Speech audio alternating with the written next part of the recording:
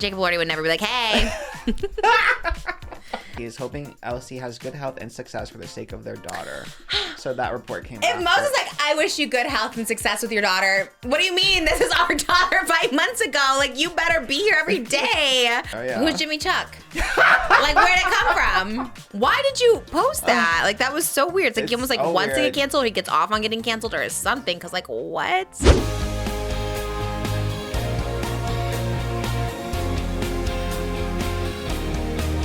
Her name is Trish, she's got the dish and all the gossip's filthy rich, pretty and pink, hot topic queen, and says what everybody thinks. She's just Trish.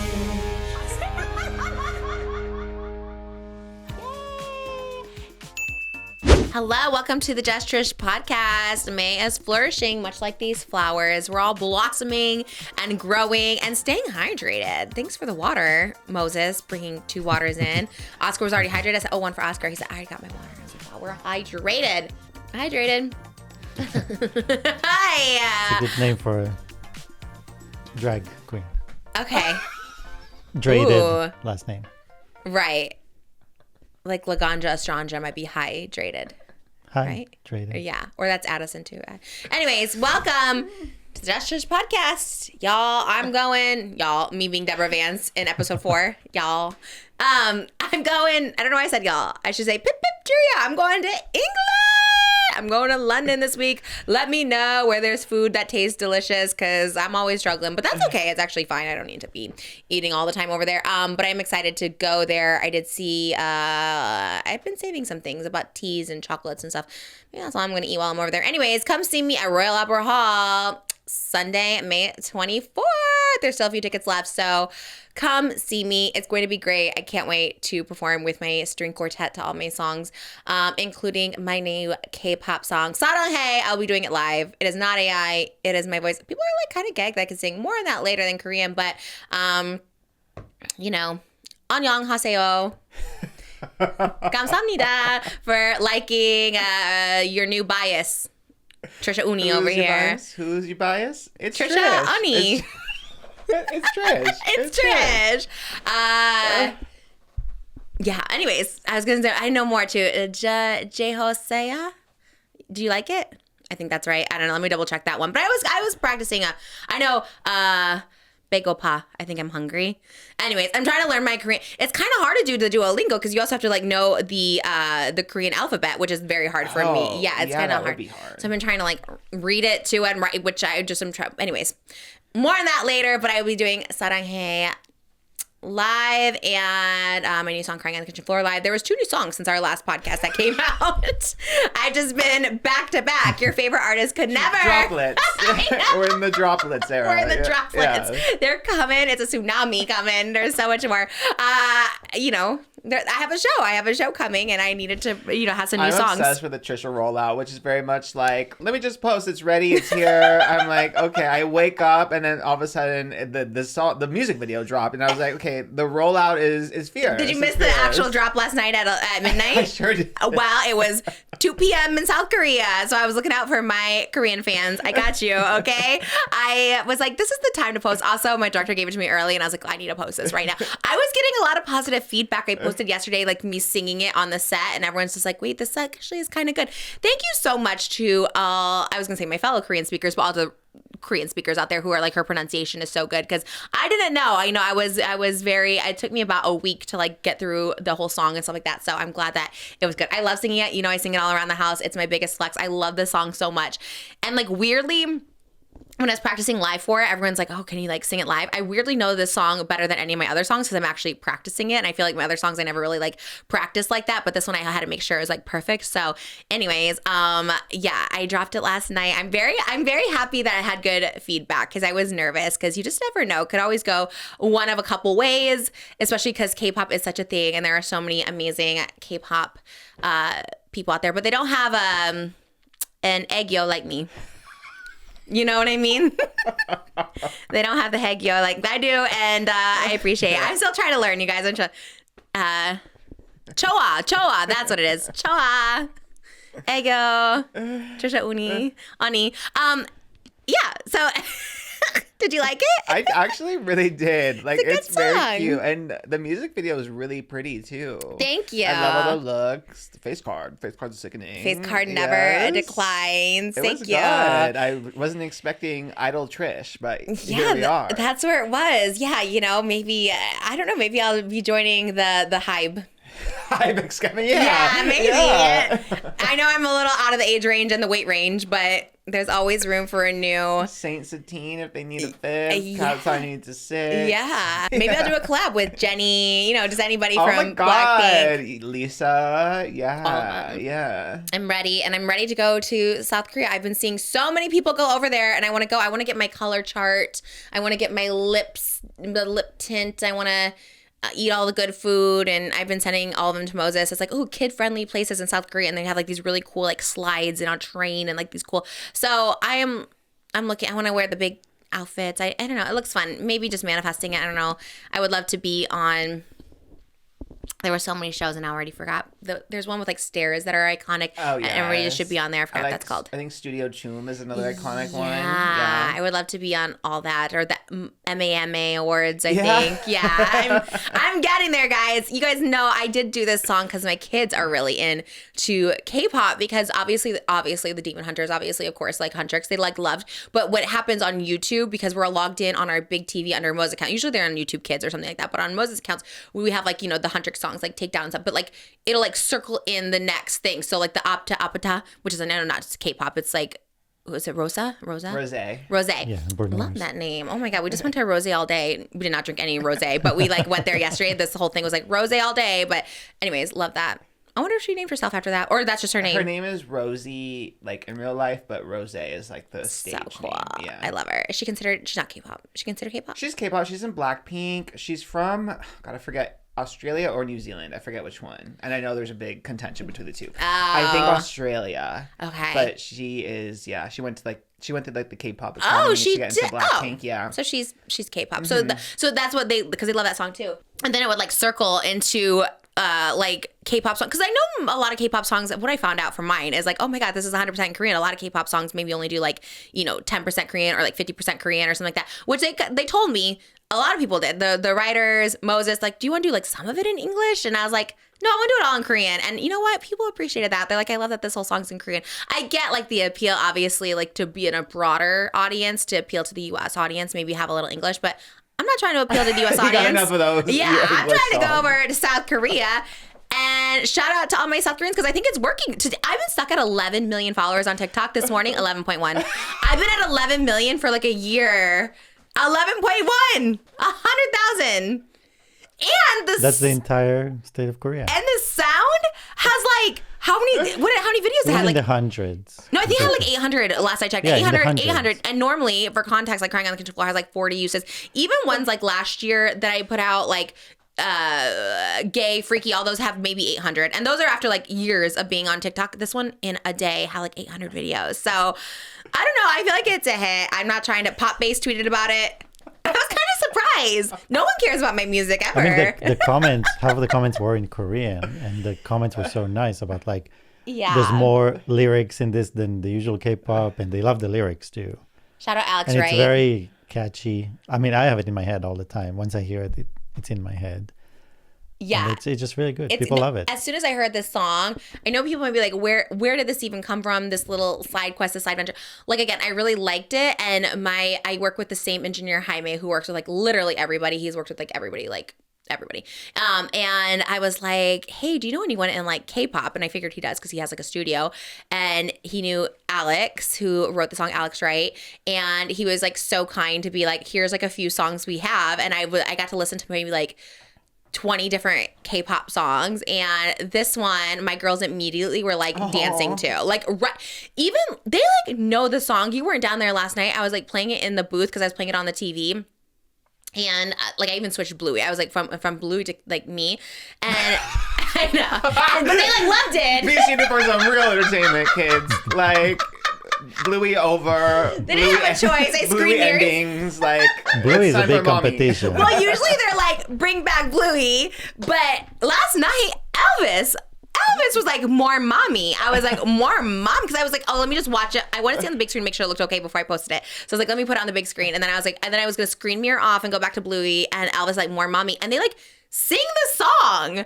Like, it's crazy. It's so wild to me. And so I knew when they played this one, I had, like I said, probably like 20 songs I could listen to when I played this one for them, and they like liked it and danced to it immediately. I was like, this is the hit. So shout out again, Alex, for not only writing and producing it, but also being in the studio with me and was being so sweet. You know, when you learn a new language from scratch, Nara Smith over here, like when you learn a new language, like totally just cold and like I didn't have much.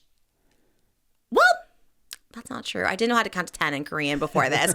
I did know a little Korean prior because I did take some Taekwondo. Hana, dul, set, net, asa, yoku, like I did know a little Korean, but that's about it. So when you go into a language from scratch, like again, and I didn't know him. I only knew him through Jaime. He was so sweet, and he was just so. I don't know. I think I told you when I was recording the song, it took like 5 days to record it, but when I was recording it, he kept like smiling, and I was like, are you sure it's okay? Is it okay? And he's just like, yeah, it's like cute. He's like, it sounds like a little kid like trying to like learn the language in like in a good way. And so he was just like appreciative that I like wanted to learn. He was super sweet to like teach me like cadence and all this stuff like that, because it's just like a lot of languages, like It's hard. It's hard to teach somebody a new language. a new language is also when there's languages that have different too. right, they have different sounds. I'm trying to think of one that like good day, like it's very like when there's just different, like, I don't know how to say it, like just sounds, I guess, you know what I mean? Way the pronunciation, like where it comes in your mouth, is like a whole different way of producing a sound. 뼈비라래 그대 생각에 잠 못 들어. Like even that, like it's there's just, I don't know how to say it. Like there's just like, it's almost like you smile instead of saying like good, it's like good day. Like, you know, it's just really, I don't know. He was very sweet to like literally, that's why it took so long to do Iching, and I wanted to like learn it the right way. So thank you guys again for being like, pronunciation was good. It was, you know, I did it in about a week, but I would love to do more. Like I said, I do have like 3 other songs that are in the works, but I just want to see how it's going to go first, and I think it's good. So I love it, and I'm going to perform them at my show in England and everywhere, and I'm glad people liked it. Like I said, I was shocked. Oh, maybe you'll be a guest at that K-pop festival, the one that Cat's Eyes. Oh, here at the Rose Bowl? Yeah. I mean, I can't confirm or deny. I don't know. Maybe I'll be there. I would absolutely love any chance to be at any K-pop festival. I will. I would love to. I'm really trying to be in this market, and mainly because my 3 and 2-year-old like are obsessed with it, and like it is catchy. Like these songs are catchy. Like I wish I could tell you the other ones that they like listen to. They know them better than me, but yeah, they'll like listen to a song like in Korean, like even BTS. I don't know if they're like, they're still making music. Yeah, they just came back actually. They just released a new album. They took their break because they had to serve in the military, but they just made their comeback like last month, 3 weeks ago, 4 weeks ago. Okay. Like Elvis. Oh, yeah, very much like Elvis, military and back, K-pop stan over here. I love that. Okay, because they were like listening to BS, and I'm like, I don't know if they're like, but anyways, they love them too. Like some of their older like songs, obviously, that get like 1 billion views. They get so many views, but it's very exciting. I really like this world. You guys know also too, I just love trying new things. I just love to try new things because sometimes you just get bored. Net Homer. Try Guys. Yeah. Did they ever try K-pop? I don't think so. Maybe they did. They're like, actually, we went to the HYPE training camp and looked at it. Did they do it? They did. The Try Guys watch K-pop for the first time. Okay. Oh, wow. yeah. The Try Guys tried K-pop. Yeah. They did? Yeah. No. 10 years ago, baby. Let me see what they're You have to singing. do, like No when way. that's your brand, you have to try everything under the sun. What? How many views? 8.4. I mean, it was a What? series, but yeah, 8.4, 6 million. What do you mean? They did it multiple times? They did multiple things? 5 episodes in this series of K-pop. I couldn't be more jealous. I want to do that. That's going to be me when I go to South Korea. But I'm you're trying to do all actually that. doing it. You're not trying it. You're actually doing That's it. period. I did it. Didn't even have to try. I would love to do more, just trying Korean everything. You know, I love the head spas, everything, the glass skin. Y'all know what's up. Michaela Guerra is over there every other month trying skincare. Anyways, with love. I have a bunch of Soul shirts in there. Soul Stussy, Soul all this stuff. So I'm ready. I'm ready to go explore the world. You ever been? I have not been, No, you're like a little K-pop stan over there. I'm new to K-pop though. I think my first introduction was BTS. I'm obviously more of like a girl group stan. So then like my first girl group introduction was Blackpink, just because I feel like they were the first ones like girl groups to like really blow up in America. And then since then I have dabbled in a few other groups. Like I like Illit, I like New Jeans. Obviously Cat's Eye was like a huge introduction to like how the academies work, and that's been really interesting. And now we have Saint Satine, so I'm getting into it a little bit. I don't know Saint Satine. They're the new Cat's Eye sister group. Oh, that's right, you did. Yeah. Okay. But yeah, I just think it's so fascinating how they like take these girls and the boys too, because like BTS and like they make the way they make like boy groups in general, and they like train them, and like how they, I don't know, make stars. It is crazy. Yeah, it is. It's wild too. Like how do they know who's the talent ones, and from such a young age. And like how each member like fulfills a certain thing. So you kind of have to do everything. You have to be your own visual. You have to be your own vocals. You have to be your own lead dancer. You have to be your own. Did it all. Watch out. I'm coming. All in one, yeah. I did. Well, you have no choice when you don't have anyone that doesn't think you're a star. No one. I would have loved to have been discovered at 14 years old, but unfortunately, I'm still waiting at 38 years old. But one day, maybe Hype will take me on. Yeah, maybe this will like show them. And I love all the marketing. Like I love photo cards. It is very like capitalism core, but it's fun. Like the photo cards and merch, the light sticks. Like don't get me started. Everyone's been saying that, the light sticks and photo cards. Like when is your dropping? And I'm like, I don't know what that is, but I'm gonna figure it out. Like you said, I'm the marketing team too, so I need to figure all this out. I will take on any South Korean management that would know.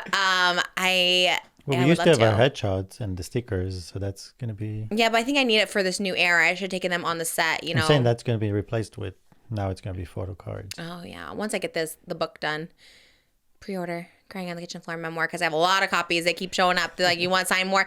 You guys have been selling them out. I guess they were sold out everywhere. And so then they ordered a few more. And then when I'm in the UK, I'm going to sign... I have 100 copies for the UK pre-orders over there. So we're signing away over here. But yeah, the music video has more views now than all of your videos in the last Can I tell you, this is the only Trisha video I've ever gotten a notification for. Like I was What? when I parked, I got a notification to like watch the music video. Wait, maybe It's the first time it's been pushed. Oh, you just... Yeah. Thank you, YouTube.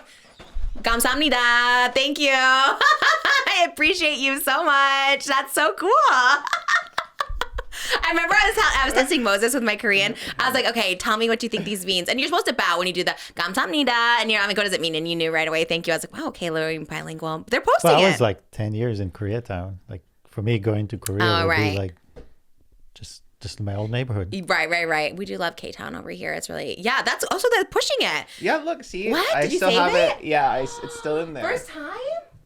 No. Oh my God. Isn't This that is the crazy? Shadow Band, my K-pop era. Oh my gosh. How many views does it have? You said it's the most? How many? Well, here I see it at 50,000, but your real time is probably 50,000? 70 to 80,000. I Yeah. haven't gotten 50,000 views in a music video ever in like 10 years. Oh my gosh. This is my new life. This is my new era. I guess I should have. I know Oscar's like, oh, I thought you were gonna be more like K-pop. I didn't think anyone's gonna care. Even in rehearsals, they're like, are you sure you want to do this? I don't think anyone knows this song. I'm like, no, I want to do it. Oh my God, that's crazy. It's gonna be my hit. My one hit wonder, my comeback. Or my one hit, my Diet Pepsi. Your debut. Yeah, my basically. debut. Maybe if Pop Base picked up. Pop Base never speak about my music ever. Even when I was on tour, no one cared. And that's fine. 40,000 people cared, but now 50,000 people care. Wow. Thank you. And thank you all. So I really do appreciate it. I appreciate it because you never know. I never want to like step on any toes. That's why I'm saying if I get nominated for a Grammy, I want to be in the category of like non-Korean speaking Korean album, because I don't want to take away from obviously the amazing talented people. But they really do make the best music. Everyone like says it's catchy, and it's like, yeah, it's like I had this whole new team that was so kind to like let me have one of their songs, which was really, really nice. Because again, you just don't know. You know, people might be like, no, this is weird. Like you're not. But they were all very, very sweet. Wow, what a great way to start the week. Okay, love it so much. Love you guys. Thank you. Oh, 사랑해. Really, I love you. And That's it. That's very cool. Thank you so much to SeatGeek for sponsoring today's episode of Just Trish. Summer is right around the corner, and that means hot summer shows. Demi Lovato was just here in LA, and everybody was there, and sometimes those tickets are hard to get. Ariana Grande, you might be like, oh my gosh, I can't wait to see what La Roche is styling her in her tour this year. But guess what? You can get those tickets day of sometimes, and you can get really great prices. And you can also sell your tickets on SeatGeek if you can't go last minute. SeatGeek has great customer support. SeatGeek makes it easy to find tickets for everybody, whether you're into sports, theater, comedy, more. Comedy is so big right now, and there's a lot of comedy festivals happening, and there's a lot of festivals happening this summer. Okay, maybe you want to see Addison Rae at a festival. Sometimes, just finding those tickets, SeatGeek makes it easy. We're trying to see Backstreet Boys, and those have been like sold out in the front, but I want to be in that pit. I want to be up there. No doubt, I know it's bringing people up on stage if you're up there. So if you want to get those close-up seats, SeatGeek has you covered. They have a really easy to navigate map, which shows the little dots, and you can show where you want to be. You can get the best deals, best seats. They have everything covered on SeatGeek. With over 35 million downloads, SeatGeek is the #1 rated ticketing app. There are more than 70,000 events listed on SeatGeek. SeatGeek has your back. Each ticket is rated on a scale of 1 to 10, so you know you're getting a good deal. So look for the green dots, because green means good and red means bad. Plus, every ticket is backed by their buyer guarantee. Concert season is about to kick off. To make it even better, you can use code TRISH2026 for 10% off your SeatGeek tickets. That's 10% off tickets with promo code TRISH2026. Make sure you click the link in the description and download the app and have the code automatically added to your account so you can use it later. Thank you so much to SeatGeek for sponsoring today's episode of Just Trish. Did we upload our Patreon? Yes. Today or yesterday? I didn't know when. I didn't see it this morning. Yeah. Patreon.com/JustTrish. You all are going to have your minds blown, okay? If you want to see, we were like starting off reacting to my HBO Max Superstardom shows that I was in, Euphoria and Hacks. And then I was like, you know what? Let's react to my self-tape. And Oscar was blown away by it. You were the first person to see it. It truly left me speechless. I struggled to grasp for words as I watched it. Let's say that. I think we know where they got the inspiration from, though. Looking back, in my head, it was a completely different audition. The way I've been like saying it in the media and the press, I was like, oh, like it was a different audition completely. And I think I was Cassie in the audition without even knowing. I think I just gave them the inspo. I was like, what the hell is this? It was weird. And it's staying behind the paywall. Yes, you guys. Yeah, we're gonna. If you subscribe for anything, this is the one, because I had to like show Darian. Like Darian had a hard day at work, and I was like, I got something that's really gonna turn your night around, and I had to like leak the self tape to him, and he was also speechless. My first self-tape ever. It's in Indianapolis, Indiana. The day of my first. You see the outlet behind me. My tripod of my ice bucket in the room. Like, day before Eras of Trish. Oh my God. It was crazy. It's crazy they cast me. But then I understood why they casted me. Because I was like, oh, so many people auditioned for this part. And then I was like, oh, I think they cast me because I was a dumb. I don't know if I was acting. I don't know what the hell I was doing. Because like you said, I would go in and out. I'd be like saying something crazy. But then I like, just in case someone saw it, I was like, but also Trish. Also Trish thinks this. Like, it was very weird. It was weird. I wonder why I don't get casted for things. Hacks, I didn't even need a self-tape. So that's probably why I got on there. Everything else I've self-taped for, I never got. So go watch it to know why Sam Levinson saw it and said, you for this role. She's perfect. Honestly, people are wanting to see the hour-long podcast. Like, no, they have to release it. Like, and I say maybe not. I think I'm scared. I think maybe not on that. But the self-tape is funny. And I have like 20 self-tapes on that on my thing.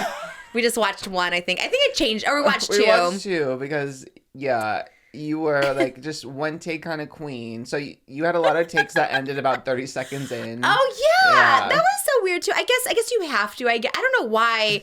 In this particular one, I think I could have cut it because it wasn't like I was doing lines. Like, it was weird that I did it all in one take. And if I didn't, like you said, I stopped at like 30 seconds. I guess I did that with like Camp Rock too. I guess I would, if it wasn't perfect, I would stop it. Right, you did no editing. There's always a one shot. But I guess we were doing lines, so that makes more sense. It would be weird to like, because I just wanted to, I guess when I'm doing lines, I want them to see that I memorize it because I always memorize it beforehand. This one was all improv, clearly.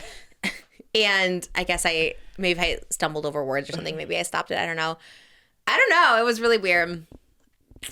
But yeah, February of 2025. I was 5 months pregnant. So, also pregnancy brain. We'll blame it on that. I don't know what was happening. I very much misremembered not what I thought Yeah. it was versus what it was, but makes Apologies, sense. Sydney Sweeney. Yes. Apologies to everyone involved. But luckily, no one has to see that self-tape except if you're on our Patreon. I have to give you guys my favorite, two favorite Okay. quotes. My first one is, men have been in power for the past 30, 40 years, but we need to be nicer to them. And oh, yes, only 30 years. Oh, the second take, though, was, didn't I say You said centuries. Centuries. I went from 30 to 40 to centuries. And then my other I favorite autocorrected line myself. is, it's wrong if I call a woman a fat whale, but but I can sit here and call men dad bod, man boobs. There's something wrong with that. The cadence is so good, too. That's exactly it. It's me in real time trying to think of the next thing I'm saying, which I'm really just bad at improv, which I'm always telling people, like, no, you're not. I'm like, no, I am. Oh my God. This is why I'm scared to improv, because that was crazy. It was crazy to watch because I hadn't seen it back, and I'm like, okay.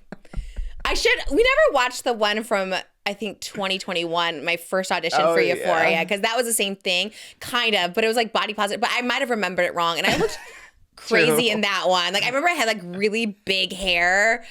I wonder if I have it on my phone. Should I look? I can give you guys a little exclusive if I have it. Let me see. It was the same thing. It was improv, and I did not get casted on that one. I want to shout. I'm scared for how bad it was if you thought. I know. And this was 2021. And this was, I remember we were like, I was glam to go eat pasta, and I had this really big hair. And I was like, oh, let me just do it real quick here. And I was like, okay, let me see if I can find it. I know exactly what day it was. I know it was June of 2021. Oh my God. Okay. And I'll give you guys a little exclusive. Because we were supposed to watch it on Patreon, and I think we didn't. Okay, let me go. I just saw What? a tweet about your music video, and it said, her biopic is going to be a trilogy. I know. It's a whole Twitter That is- moment. that That's is actually crazy. so It's the true. number one highlight on today's news. No. What? Let me see. I don't believe you.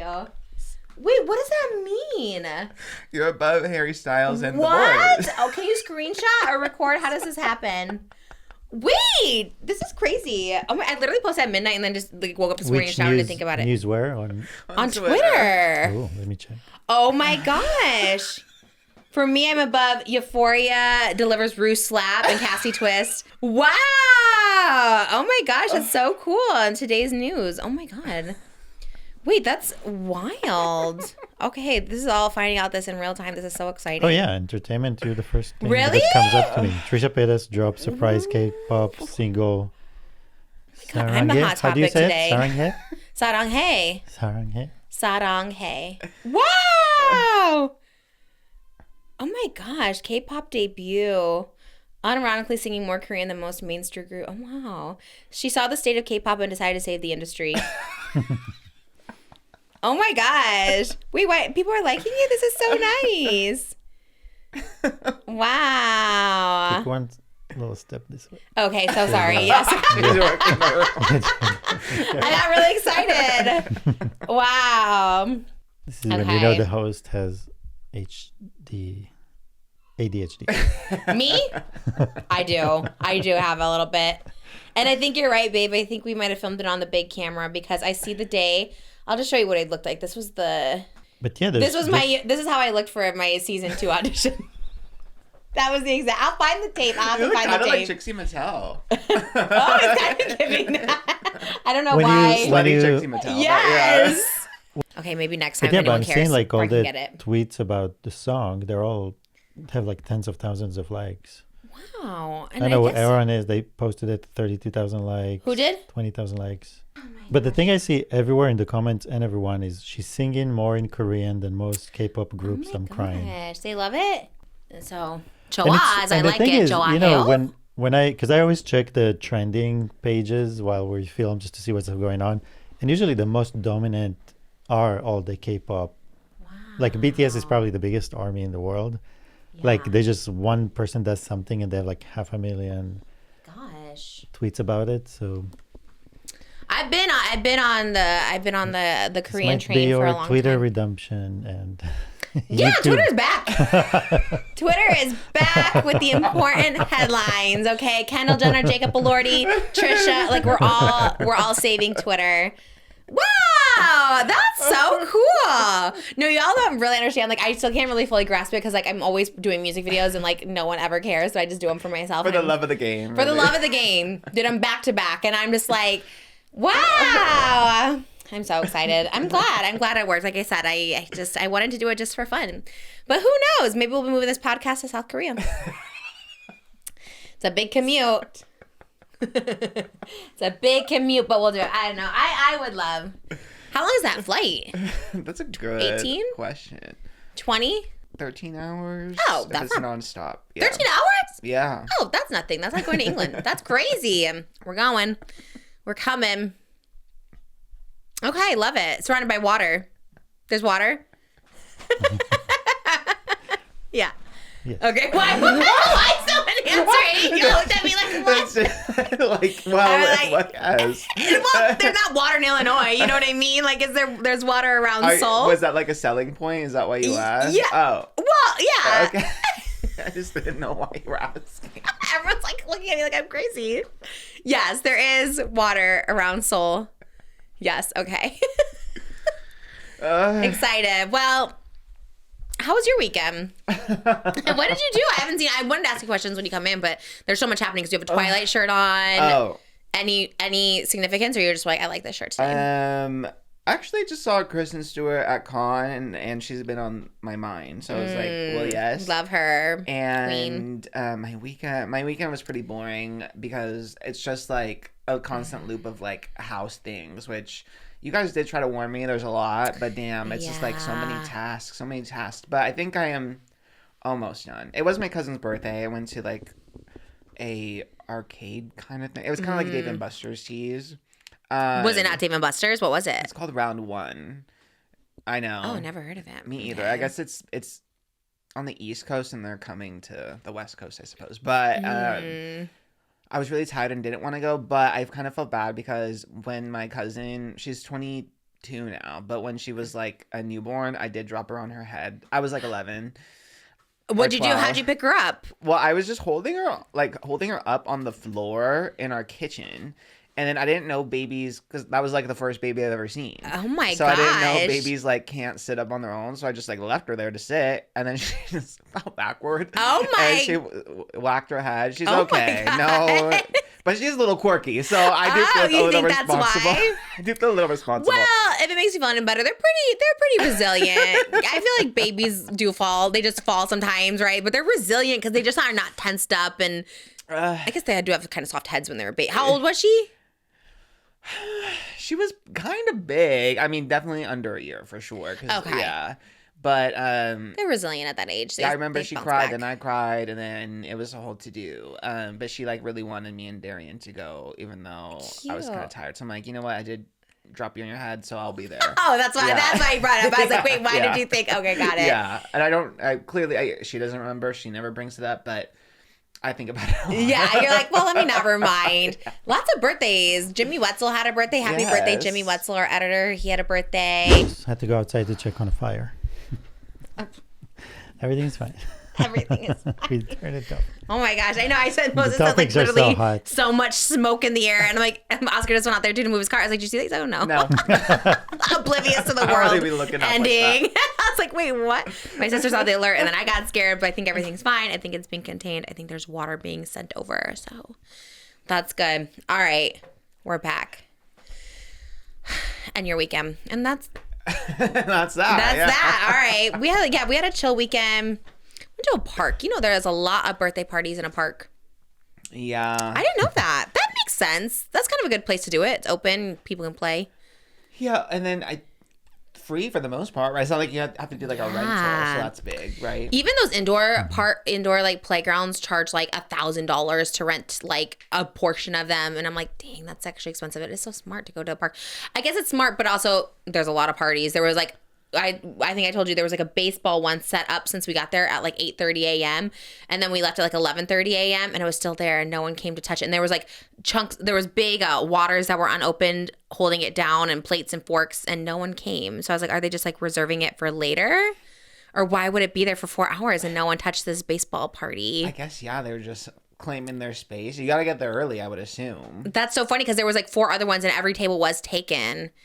I'm surprised no one took over that and just like, we're going to take this table too. It was very complicated. It was very much, remember that little girl came and yelled, like, if you're here for the party, the cake's about to be cut. I was like, girl, we're not with this party. And she kept yelling at us. And we were like in this little like basketball court area. I was like, but she was a child. So I was like, I said, okay, thank you. Like, I don't, like, what do you say to that? And she kept like being like, no, you need to come now. And I was like, I think we talked about it before on Hot Topics, but are you like, okay, I think we talked about it because this is like something I see on TikTok and TikTok is divided on it, but I'm pretty sure we talked about it, but I'll ask again.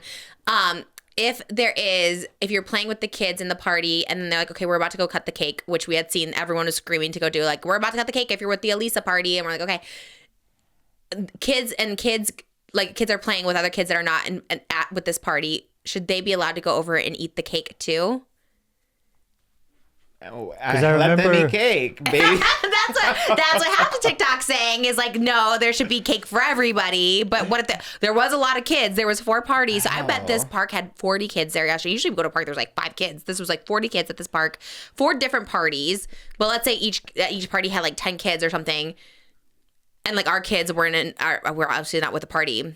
Can they go over and just have cake with them? I guess circumstantial if there's enough cake. Like if I only have enough, if I bought a cake and it's only big enough for like the 10 kids I invited, then that's like one You say thing. no. But like, sorry, little Judy, I ran out, baby. Right, where are their parents? That's what TikTok is saying. They're like divided. I see this a lot. I see one people being like, no, if my kid's eating, every kid's eating, just make those slices smaller. The other person said like what you were saying, like if there's only enough for 10, it should be on the parent to be like, oh no, that's not our cake. We'll get some like after or something like that. Like we can get, whatever.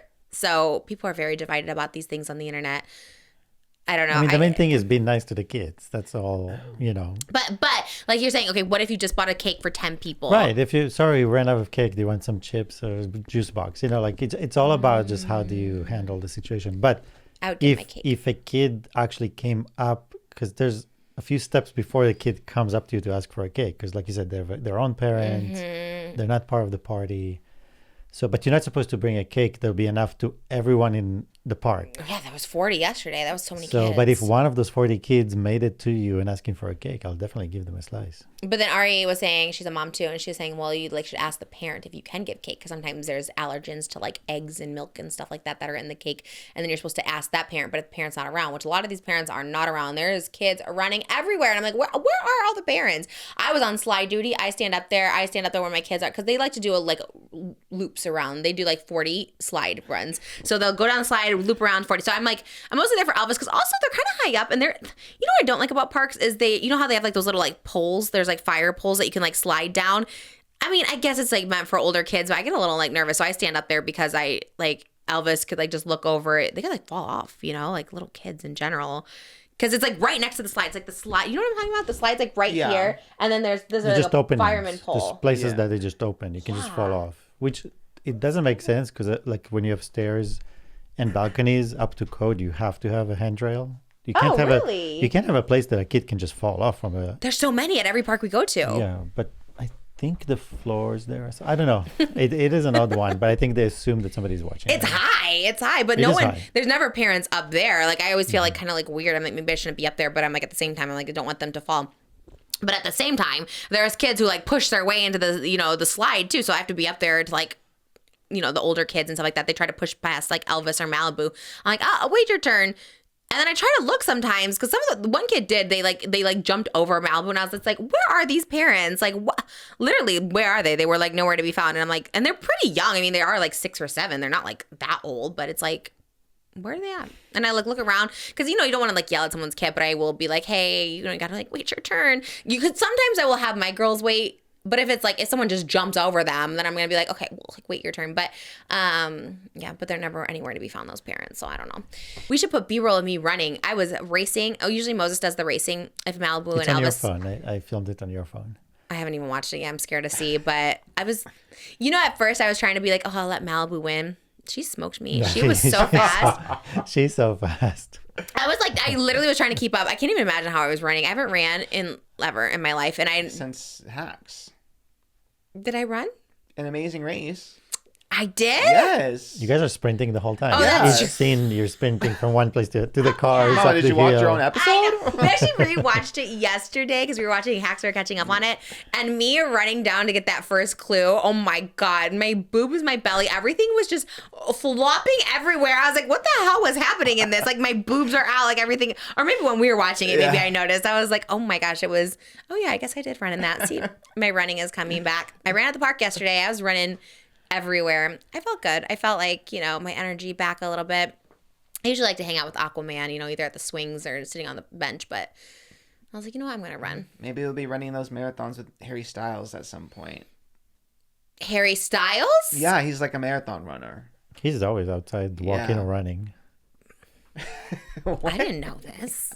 Oh, okay. Well, I would love to. I'm going to London soon. What was his deal over the weekend? He's in Amsterdam right now. He started one of his residencies, I guess. Thank you so much to O Positive for sponsoring today's episode of Just Trish. Their Euro probiotics I have been using now for the past month and a half, and it has been so amazing. We don't talk about vaginal health enough, okay? O Positive has you covered everywhere from your first period to well beyond your last. With so many hormonal changes in our body, from literally puberty to pregnancy to postpartum to menopause, we're constantly changing. So does our vaginal health. O Positive is committed to breaking down stigmas and addressing issues many women experience. They create real, tangible results with ingredients that are backed by clinical studies and shaped by board-certified doctors. Euro is a probiotic blend specifically formulated to support vaginal health, balance healthy vaginal pH, support healthy vaginal smell, maintain healthy vaginal flora. There's so many factors that can affect vaginal health, including sex, tight clothing, sweat from working out, hormones, periods, etc., that can disrupt vaginal health and lead to an imbalance in vaginal flora and pH, causing unhealthy vaginal odor/taste, abnormal discharge, and discomfort. I do think this is something that we don't talk about enough. I know when I had some unusual discharge, I would go to my doctor, right? I had a gyno at the time, my OBGYN, I was pregnant, and I was like, I feel like this is like not normal. Do I have a UTI? Do I have a yeast infection? And everything came back negative, and I was like so confused. So sometimes it is these other factors that can contribute that may not be a necessary thing that you go for your doctor, but with probiotics, they can help. Again, the tight clothing, the sweating, the sex, all of it can have something to do with the change in our bodies and our hormone health overall. I started taking 2 capsules a day about 6 weeks ago, and I already noticed a big difference. They say it can take up to 8 weeks, but I started noticing a huge difference in the overall smell, and which overall leads to better confidence for myself. I know sometimes I'd be like even getting dressed, I'm just like, oh, I'm so sorry. And I would always try to make excuses for things that are completely normal, things that are happening in our body. But the probiotics saved me, and it's something that I wish I would have known sooner. So I'm absolutely obsessed with this. These are the Euro probiotics from O Positive. They also have other products, including this wash for sensitive areas as well. So if you're just thinking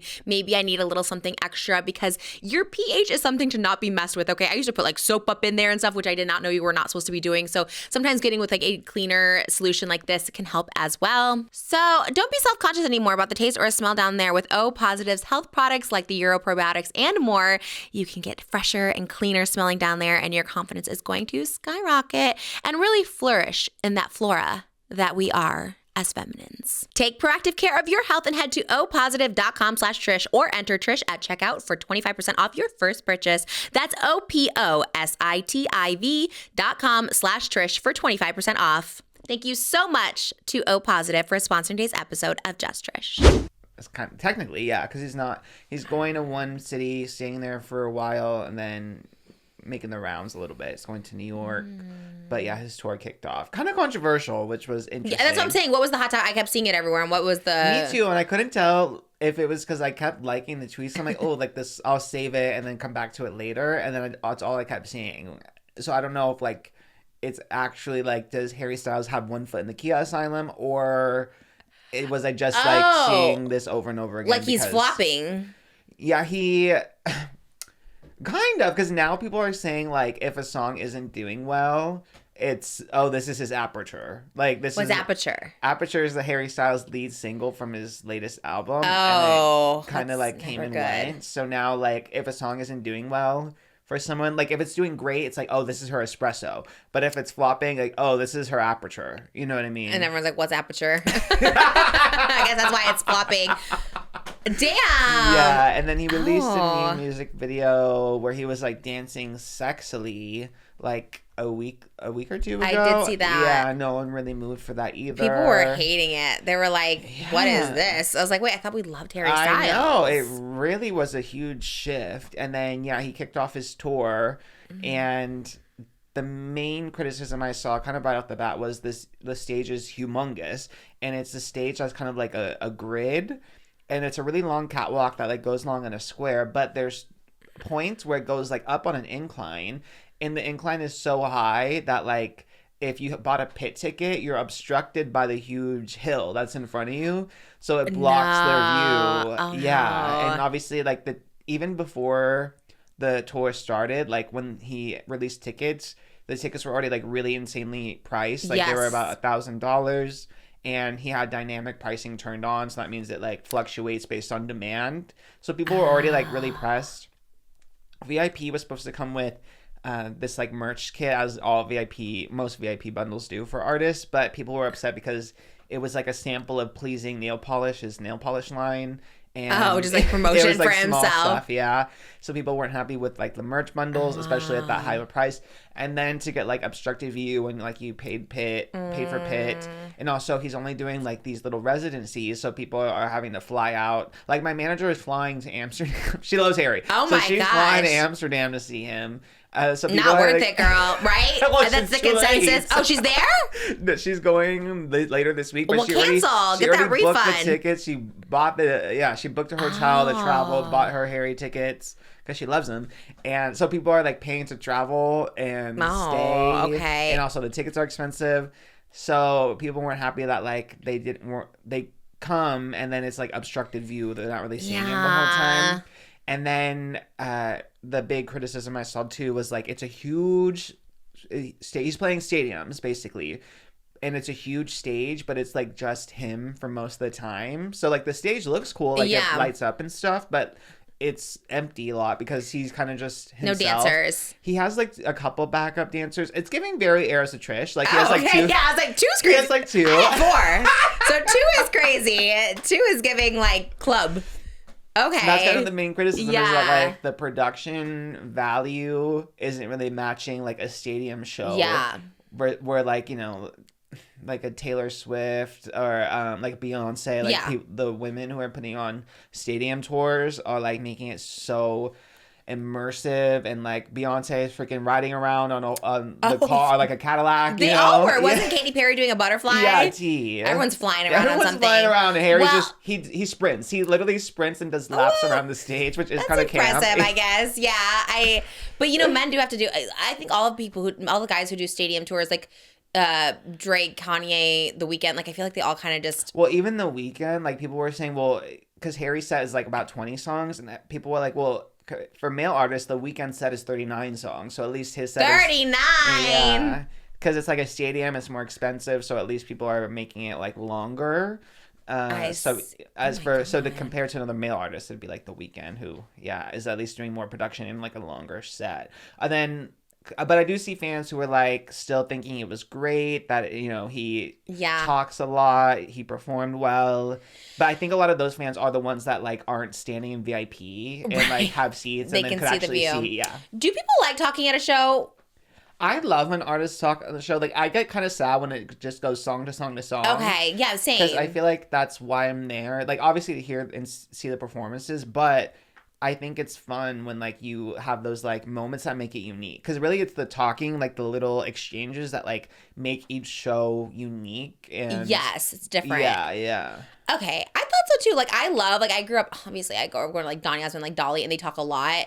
But then like some people don't like talking at all. I was just one person at my church miss that like she talked too much, because I remember San Francisco and like I do like 10 songs, right? But like I talk a lot, so like I usually try to do like a 90-minute show. But he's like, all she did was talk, and I was like, wait, I thought like we love to talk, especially because it's like doing a podcast. Like I thought we loved the talking, and then I guess I just saw one person saying they like hated to talk. But then I went, like we said, went to Lily Allen and she didn't talk at all. And I kind of I did like that. Although some people complaining it was too short because it was like a 55-minute set. But I kind of liked it because it was like a story. So I don't know. I didn't know what people liked, if they did like it. So they do like that he's talking? I think so. I think that's kind of the point of it, for me at least. And also kind of similar though, because like it wasn't my first concert, but like the concerts I remember the most like vividly are like the Taylor Swift concerts, and she's very much like her thing is she has these breaks where she talks and she kind of like schedules it into the concert, but like the conversation is like pretty unique, especially when she was younger. She was very much like a riffer, just kind of talking. Not the same at every show. Not the same at every show, and there was always like a little bit different. And I would see like the same show like 4 nights in a row, but it was like different every time because she was talking a lot. You know? I see. Yeah, there's always like a beat. Like for mine, it'd be like before Sad Boy, it'd be like my mental health talk, but it'd always be something different. Yeah, sometimes like postpartum. You and Taylor, so similar. We really are eras.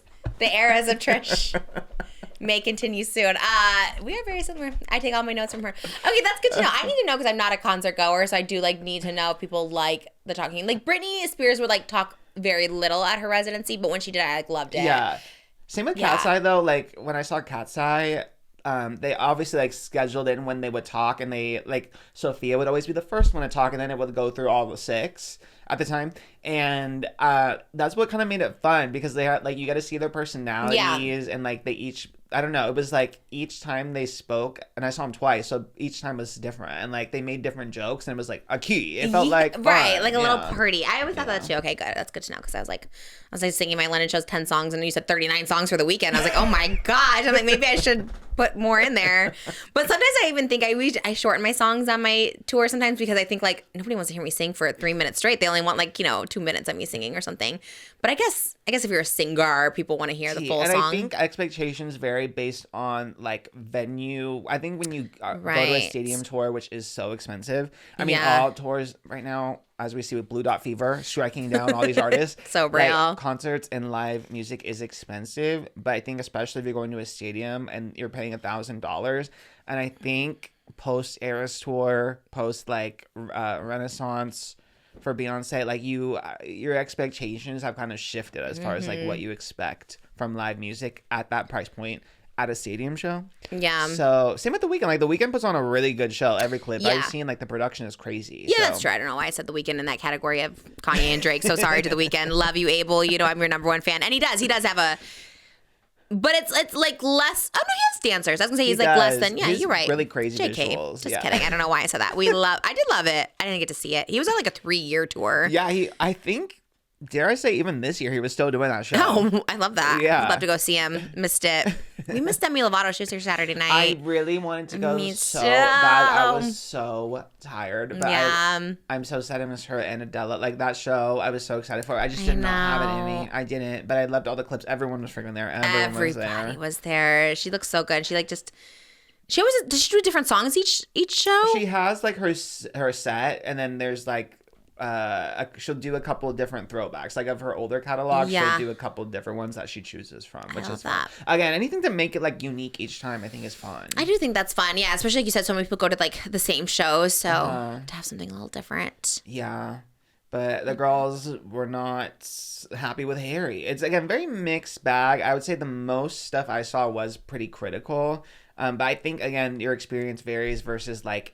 If you were already in, Europe and then you got a ticket to see him and you had a seat versus like if you flew out to Amsterdam, you made plans, you traveled, you got the VIP package, like you were expecting something more bigger. Elaborate. Yeah. And then it was just like Harry having fun singing. But you should ask your manager when she comes back if she enjoyed it. Oh yeah, she was very mixed, but she also loves the opener. She loves Robin, so that's what really sold her. She loves both. But I guess like if you're a super fan, you're just happy to be in the presence. Like I'm a super fan of like Donny's. I do think he puts on a good show, but like I am just sometimes happy just to see him, or even actually Michael Jackson, since he's like trending all over my page right now. Like even when I went to London to see Michael Jackson when I was like 13, they did kind of pitch it as he was performing at this show, but it was just a bunch of Michael Jackson impersonators, and he came out at the end for like 20 seconds. But I remember being like gagged. I was like, that was worth it. That was everything, because I got to see him for like 20 seconds. So I feel like if you're a super fan, maybe sometimes just being in the presence, you're like, loved it. Yeah, it's very like manage your expectations, I guess. Yeah. Because if you go in, I think the problem is like you can also like see on some ticket sites like where when you buy your seat, like what the stage will look like. So yeah, you just like, oh, like I'm gonna have the perfect seat. I'm gonna be able to be so Right. close. I'm gonna be making eye contact or whatever. But then like, oh, there's a giant hill in front of me that he just They built. should tell you that because sometimes they tell you like obstructed view or something. and you know what you're getting when you go into it. Yeah. But yeah, I think that's the So problem. weird. Is you buy Pitt, the highest price point. You thought you were gonna see him the whole time, and then Yeah. it ended up being obstructed. That was so weird because I also feel like he is like an audience interaction person. Why would he want a big ass hill in the middle? Just for, I guess, the gag of the cardio, because he really does run his little laps. But Okay, well, you could just run your little laps to the people and back and forth, give him a high five, run back, give him a high five again. Like, you could still run the laps. He's okay. Do you think also maybe people are now they're over him because he's engaged? I feel like maybe that also has something to do with it. Harry fatigue was kind of happening leading into the new album. At first, when they announced it, everyone was seated and ready. I think Aperture didn't like really hit. It's a horrible name because what does it mean? Or does it mean something Well, it is culturally like significant? a word. It's like an actual word Aperture? about light. Yeah. But nobody knows that. Why Well, would you call it It's like a aperture? thing in photography or something. Okay. When you Well, is Well, he a Yeah, like photographer? when you have the iris. Oh, And you can Moses control how loves- much light. comes He That's loves the into it. target. That's the target audience right there for Aperture. Mo was like, I love Aperture. And maybe he saw that Apathy was such a big song. He was like, what's close to it? Is that how you say it? Apata? It's APT. Apata? Apathy, apathy, Apata. apathy, apathy. Apata. They love that song. They love that song. and the kids aren't streaming Aperture. That's Yeah, no, they're not. It doesn't even come on the playlist, the loop, which is crazy because like One Direction was so catchy. Why doesn't he just do those songs? Like Run It Back. Well, even his like other solo albums did very Watermelon well. Sugar. Yeah, like he has so many hits. This one too, he like dropped it and did like no promo. He did like one Instagram post when the album came out, and then that was kind of it. So people have been questioning like, is his heart even like really in this one? No. Because yeah, like he did SNL like the week before the album came out. The album came out, he didn't really do a lot of yeah. press. He did a couple that one Instagram post, and then that was kind of it. So yeah, it's Does he have any obligations to release an album to someone? You know, like for his label. I don't even think so, because he really took his time with this one, and he's talked about before like being in a place where like if he only plays music for his niece, like he's happy. Because obviously he's kind of done it all career-wise between like One Direction and solo stuff, and he won the freaking Album of the Year Grammy. So he's talked about feeling very fulfilled, and even if like no one comes, he's good. But yeah, it Yeah. But Or it is maybe a he's doing- stadium tour. Put up some bussy in it. maybe he's just doing it for himself. Like this is the music he wants to do. You think he loves it? Maybe he loves an It's, Aperture. yeah, I mean, he seems to be the main person that loves it. Okay, Yeah. maybe that's me with my music career up until my Sarang Hey hit. But all my other ones, that was definitely for me. You have your Apertures, now you have your espresso. Espresso. This Yeah. is my espresso. I definitely had some Apertures for sure. I still have a soft spot for Harry though. I think he's a sweetie at least, and I like his style. He kind of gives me male Emma Chamberlain when it comes to his style, and it does sit Okay, with that me. makes Yeah. sense, actually. A little quirky in the color blocking and stuff. Have they ever collabed? Emma Chamberlain and Yeah. Harry Styles. I honestly don't think so. No YouTube video because he does YouTubes and stuff like that with people, right? He did Royal Court, but that's why Royal Court was kind of gaggy because I mean, again, does he not do He it? doesn't really do promo. He did SNL and Royal Court, and then he just called likes it a day. Britney, probably. Yeah, he's like, I'm gonna do this one. I mean, I kind of like that. I guess I won't be seeing him in London. I thought, oh, maybe I'll see him over there, but I guess he's not over there. All right, not that cloud. I'm kind of indifferent to him. He seems nice. Yeah, and I like Seems Zoe sweet. Kravitz. A Yeah, lot. love them. She was there for opening night of Okay. his show with his mom, pretty much solidifying that they're engaged. But It's confirmed. they never said. But like, she got the ring. She's there front row with his mom. Cute. Yeah. How old is he again? He's in his 30s. He's my age, 33. I always think of them as like kids. They maybe should do a One Direction reunion tour. They kind of talked about it. I mean, Louis and Zayn were gonna do their thing. Then they had a falling out. Niall's Oh. kind of cool with everybody. He's the Irish. Yeah, he's your favorite. I love him. I do love him on The Voice. I actually really do love Niall. He's like a little sweetie. You think he's in the UK? I am doing a One Direction song at my UK show. I have a special video for it and Niall was everything. here in LA a couple weeks ago. He's going on tour too. Let me know. I have no pre-recorded tracks, so Niall, if you want to just jump in on one, you can do it because it's live with a band. So just go ahead. He's in the UK in September. But where's he live? That's a good question. I He might wasn't be thinking. based in LA. Is he still on The Voice? Who watches that show anymore? Because he's off of it now. No one watches it. Do you know? It's like Blake Shelton and Gwen Stefani. I don't know if we're all Kelly seated for that. Clarkson is coming back to The Voice, I think, but... What? I thought she quit her show. She did quit her talk show, but I think she's doing The Voice again. Oh, okay. But I haven't been seated for The Voice in quite some time. It's like, they're all good, you know? It's like, we kind of get it. They're all good singers. But like, no star. No one has had the song Sarang Hey. You're so well, there's no K-pop. That's why. It's all like country. It's like country and, you know, what, Adam Levine. It's like everyone on there does sound like a Blake Shelton or Maroon 5. Like, there's no in between, and you're just kind of like, no one's listening to this music. I don't know if this is our... You're right, there hasn't been. I don't know if that's the speed of it. Interesting. If you love shopping and love finding a good deal, rare finds, collectibles, and more, Whatnot has you covered. I am so happy for today's sponsor, Whatnot. Oh my gosh. This is the best of all your favorite worlds. It's shopping meets live streaming meets social media. It is so much fun. And if you love the thrill of an auction, it's live auctions happening on all your favorite categories. You can choose from so many. They have a curated for you when you make your profile. They have bags, accessories, a Y2K section, plus size section, so many categories to choose from, and it is so fun to just be on there all day. And if you are someone who likes to window shop or online shop, this is so perfect for you because constantly there are people live streaming and selling hard to find items, rare finds. I bought a bag this morning, this yellow butter bag, and I was super excited to win the auction. I also bought this really cute butterfly top that was so Y2K vibes, and I was so excited when I won it as well. It is really fun to watch because it's all happening in real time. When I won the butterfly shawl, the seller was like, is this the real Trish? Which is like super exciting. So it just combines everything you love. Like I said, live streaming, shopping, and social media and Whatnot. I'm just so happy they're sponsoring today's video because you guys really need to check them out. There's so many cool benefits when you join a Whatnot. Whatnot is a live auction and you can swipe to bid, you can chat, you can support small businesses, sellers, etc. Like I mentioned, I am such a purse enthusiast, so I love seeing different purses for sale just at really good prices as well. You can also buy toys for kids, sneakers, whatever you're into. There is something for everybody. So if you want to check out Whatnot, please use my link or scan the QR code to get $15 off your first purchase anywhere on the app. So if you follow me on Whatnot, username TrishP88, and use the links with the QR code, you will automatically entered to win $500 in Whatnot credit. The winner will be picked in 1 month today. Thank you so much to Whatnot for sponsoring today's episode. Go over, check it out, and I hope you guys find something you love on Whatnot. This is one of my favorite things that I have seen in a long time. Absolutely love the app and a huge fan of it, so check it out for yourself. Thank you, Whatnot, for sponsoring today's episode. But as you said earlier, the other hot topic that's kind of been all over Twitter is Jacob Elordi and Kendall Jenner. And I'm seeing that everywhere, and I'm kind of like... Well, the guy to me is Yeah. okay. So earlier, a couple of days ago, Kendall Jenner and Jacob Elordi were photographed in Hawaii, like on a romantic like beach date, and they had a bottle of rosé.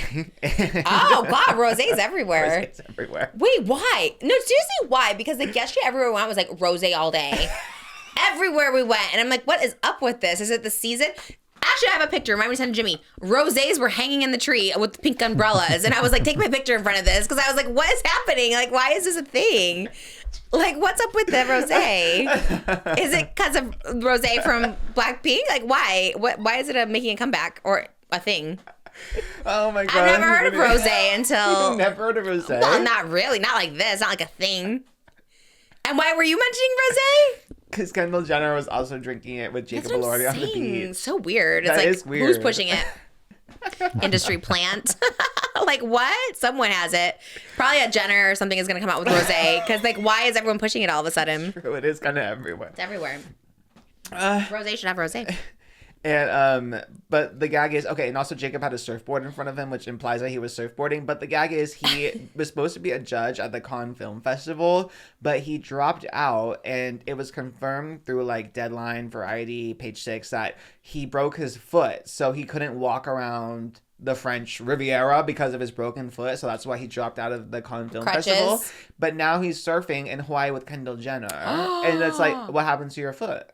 Oh, he wasn't at the Cannes Film Festival because he's con man. Because, like, what do you mean? Kendall Jenner. Yes! Wearing condoms? We don't know. Oh my gosh! You sneaky little snake. He just tried to get out of it. He's like, here's my doctor's note. At least you have to play up with the lie. This is my thing with lies, right? Is when people don't follow through with them. Like, you have to keep going with it. If you have an injured foot, you better be limping for like at least a couple months and be like, oh, there's that injured foot. You know what I mean? Like, that's so weird when people don't go with it.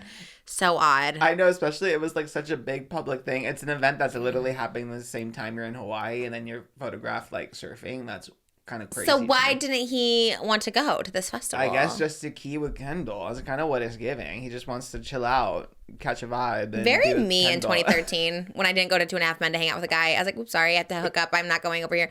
I get that. Sometimes if that poo-tang is good, you got to get it. You know? God, Kendall, what the hell? How did she get... I get it. She is beautiful, but like... Every single Hawkeye in the world is just flocking to her. Like the biggest, the baddest, like... She's just that it girl. Maybe that God. 818. The 818 tequila must be good. I mean, that's what it is. Everyone's like, oh, is she a lesbian? It's like, no, she has all these hot guys. Why would she settle down? I would never. That's so crazy. Yeah, maybe. Shout out Kendall being the ultimate baddie of the family. Kind of sneaky, huh? Right? Kind of snuck up on us. Low key about it. She was fairly low key. Okay, well, you know... I don't know about the Jacob Elordi though. I mean, I'm kind of Kendall used to be my second least favorite. She's kind of climbing up the ranks as far as the Kardashians. I get him mixed up with the guy on your shirt. Robert Pattinson? Because like they're kind of the same, right? They're in the same movies and stuff, like the drama and. Jacob Elordi's not in the drama. Yeah, who's in the drama? Robert that Pattinson. one. That one is in the drama. Right? Aren't they similar? You know what I'm talking about. Oh yeah, I could definitely switch between the two. Yeah, they're like interchangeable. Same age, same time, same tall. No, Jacob is so much younger. Robert's like almost 40, and Jacob's like 20s. I thought he was 17. Robert Pattinson? Yeah. He would love that. Forever. How long have you been 17? He looks great. Robert Pattinson? No, the other one. Jacob Elordi? Yeah, he looks great. This one looks a little like vampire-y, right? Like in real life. Kind of, I guess. I love Robert Pattinson, though. Maybe the Ozempic phase. For Robert Pattinson? Yeah. He's just kind of a thin person. Oh, okay. Yeah. It's not.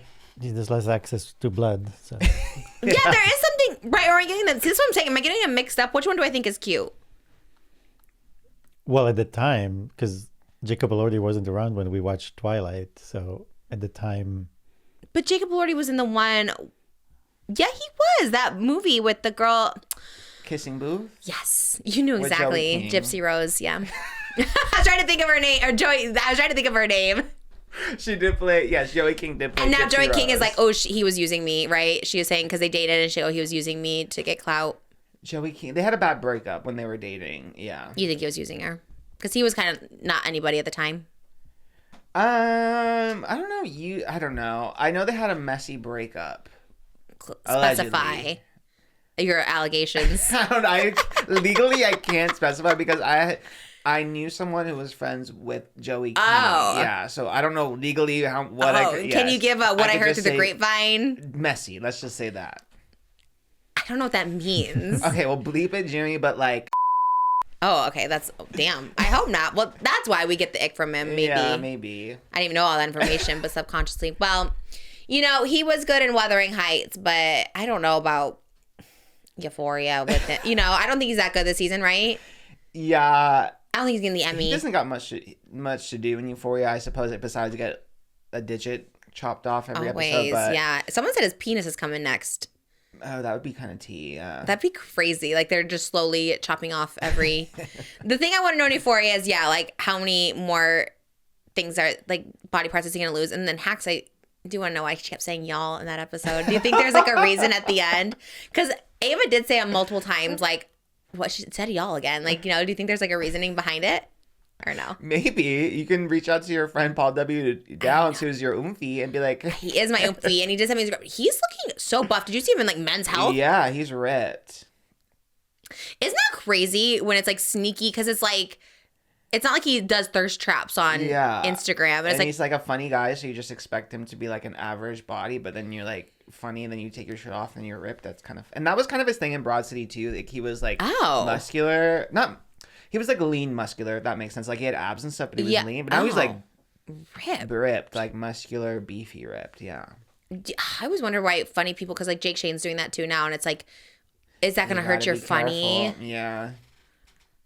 He looks good. Damn. I was like, damn, that looks good. Oh, by the way, our Hacks cosplay is going to be June 1st. My outfit will be done. Yes. And I was looking at, yesterday I was watching and I was like, oh, there's so many good like Ava cosplays. Well, I guess you might just do a sweater vest, but there were so many good ones. She had a really cool like tie on. She had like a sweater, like a yellow, butter yellow sweater vest with like a yellow tie. It looked really cool. I'm going to do the Deborah, like pink, she had a pink sequins one in front of the Bellagio fountains in season 3. So I think that's the one I'm gonna be. But there's so many good Ava ones. I don't know. I know. I'm just seated for the bob. Like that bob. You're gonna look good. Your Oompa Loompa one kind of fits with it. Or was it not red? It was green. Oh. When did I have well, I have some too. I don't sure know if I at have one point like I that. had a red bob, but I feel like every time I wear bobs, something happens. You look so good with a bob. Yeah. Well, you get sassier with a bob. Yeah, 100%. Did you watch the lesbian episode? I'm 2 behind on Hacks. I know. I'm That 2 behind on episode is Hacks. so good. I'm 1 behind on Euphoria. Oh, Those you are didn't the watch only this week? shows. No, because we didn't have literally had no time. But I fear I may not be getting that guest star Emmy because Hacks, at least obviously Caitlin Olsen, but also Leslie Bibb was so good. I did see a clip of her on Hacks. Yeah. I was like, wait, I feel like I'm not going to be nominated in this category because they really crushed it. It'll maybe be like White Lotus when they were all in the same category. Maybe you can at least get a nomination, you know? Well, they did it the year the Dance Mom won. There was like 4 Hacks, but I don't know if with Katya now with her cameo and Caitlin Riley. I'm just like, damn. Oh, team, what I don't know if I'm gonna... category would Katya be? Like, would she be actress or actor? Oh. Has a drag queen been nominated? I mean, Katya out of drag is he, but Katya in drag is like she. Maybe both. She sweeps. Like you could do a little bit of that's so interesting. I wonder, and that's like I guess in general, because Cola Scola won for Oh Mary. What category did they win in? That is a good question. Like where does Let me non-binary see. fall? And some award shows are trying to remove like gender, They so it's probably just should. like because also I mean Bella Ramsey from oh my god, why am I forgetting The Last of Us, the Pedro Pascal Yes. show, is non-binary, goes by they them, but they get put in the best actress category. And they don't have a problem with it. No, they still like show up to the award shows and stuff. So Interesting. Yeah, it should be all put together. okay, so Cole Escola, they won for best performance by an actor in a leading role for Oh Mary. Okay, interesting. Yeah. And I guess usually they choose like what they submit as, like Okay, the so maybe they actors. just Okay. So yeah, that is interesting. So I guess Katya would have to choose. Let us know, Katya. Katya, please issue us a statement. For Somebody campaigning was trying to pit purposes. us against each other. Someone's like, see, Trish, this is how a real cameo is in Hacks. And I was like, oh my God. I was like, of course, I'm not trying to compete with Katya. Like, that's crazy. And it was so good. I was like, oh my gosh. So don't pit us against each other. We're all happy to be nominated. Yeah, no beautiful, voluptuous blonde women against another blonde, beautiful, voluptuous woman like that. Period. Like, what? I love Hacks. Damn. Okay, well, you need to catch up so we can I gossip know, about it. T. And then back to Jacob Elordi for a second. yeah. The follow-up was Jacob Elordi. He was the driver on the double date with Kendall, Kylie, and Timothy Chalamet. Oh, that was real? Yeah, Demois had photos of them on a double date. No. And Jacob was the driver. So really that foot ain't broken because he can put pedal to the metal, baby. Yeah, you should have someone driving. Yeah, busted. He probably saw like the Justin Bieber of it all where like he doesn't drive in the golf cart and then people are like, wow, how dare you drive? You know what I mean? It's funny, even at Disney, like when we went to Disneyland, like literally Moses said that too because I was like, oh, can I push the stroller? But then it's like, you don't want to be like Millie Bobby Brown and be like, wow, Moses like not pushing anything. And I was like, oh my God, like it is crazy that people like just speculate anything. But he got caught, I guess, with the broken foot of it all. Yeah. So there's pictures of Timothy and Jacob and Kylie. all in the car. Yeah. And it's funny because each of them have a different reaction. Like Kylie is laughing because she's a key. Yeah, she is. Jacob and Kendall are like panicking a little bit, and Timothy's just trying to like be hidden in the back. So From everyone the paparazzi, like they're seeing the paparazzi. Yeah, like And now they looking? they're looking the barrel of the lens because it's the paparazzo was like right in front of them. So Oh, this isn't the one that he yelled at in the car. No, this is in the car. No, that was a different situation. This is new. So why is he surprised the paparazzi in the car if there was paparazzi in his face?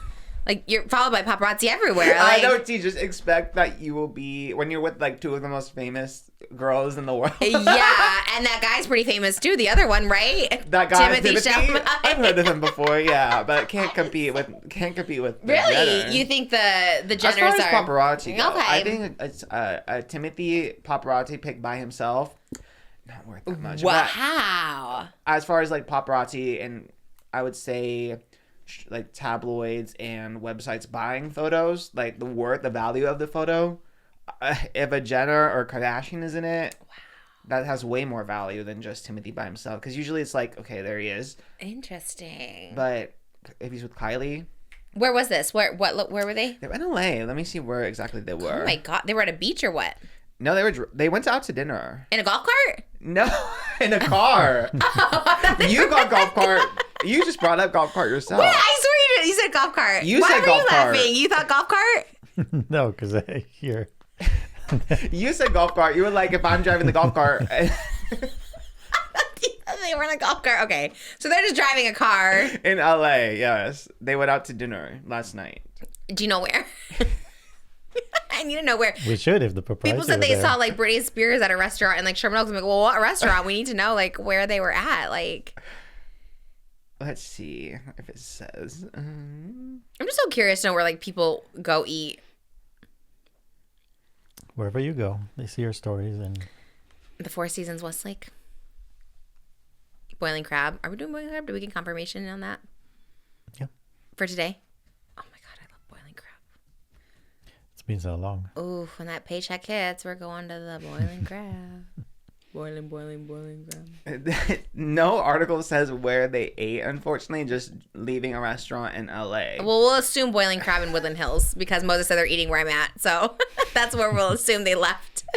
Which maybe they're close to Calabasas. They were probably at Benihana having the Trish. trio. Okay, let's just make stuff. Maybe Jimmy said, not to sidetrack because I want to get back to this. Jimmy said that at Benihana he saw girls in Eras of Trish shirts getting the Trish trio at a That is separate so table. sweet. No, I mean, Yeah. I've seen so many TikToks of people having That's very and cool. couples going on date nights and all kind of stuff. So. Maybe Jacob Elordi was there. Well, they're just leaving somewhere in LA together. In a car? That's not a very good paparazzi picture. They're just like in a car. It could be anybody. How did you see? What do They're you like, mean? You was see it 'em? clear? Yes, it's kind of like people compared it to that one like infamous photo from Britney. 2000. Yes, Britney, Lindsay. Lindsay Lohan, and Paris Hilton. Yeah, because it does kind of give that. It sounds wonder how much- orchestrated. Sounds. Oh, you think someone tipped him off? At least one person in the car called the paparazzi. Or maybe someone in the restaurant. He thinks like I Kylie know. did. Kylie's like, I need this. I Kylie need needs a little promo. Yeah. No, probably someone like in the restaurant was like, hey, they're here. Yeah, I'm sure there's that connection usually. Would you go up to Jacob Elordi if you saw him in public? No, he'd probably yell at me. Yeah, I get that vibe too. When I saw him at the Euphoria after party, we were right by his table, and I told Moses, come this way. Because I like didn't want to be in his way. He was like sitting down. I was like, come here. And we were about to run into Cindy Sweeney. I was like, let's just go the other way. Thank God we did. We ran into Hunter Schafer, who was very sweet, and her whole table was like, hey. I was like, hey. Queen. Hey, I girl. love that girl. Jacob Elordi would never be like, hey. And I didn't want to either. I just wanted all the queens. Chloe, Hunter. I would have decided to Cindy too, but she was being like photographed by Vogue. I didn't want to be like in the picture. I didn't want to look like, I would hey. have died. Vogue publishes a photo of That would have been everything That of me would've just been everything. crashing behind her. I Yeah. was so close I could have. Hey girl, remember when I screamed at you? Made you cry. I wonder if she would remember me, you know, because you meet so many people on that show. I'm like, I wonder if she'd even know or remember me. Probably not. Maybe.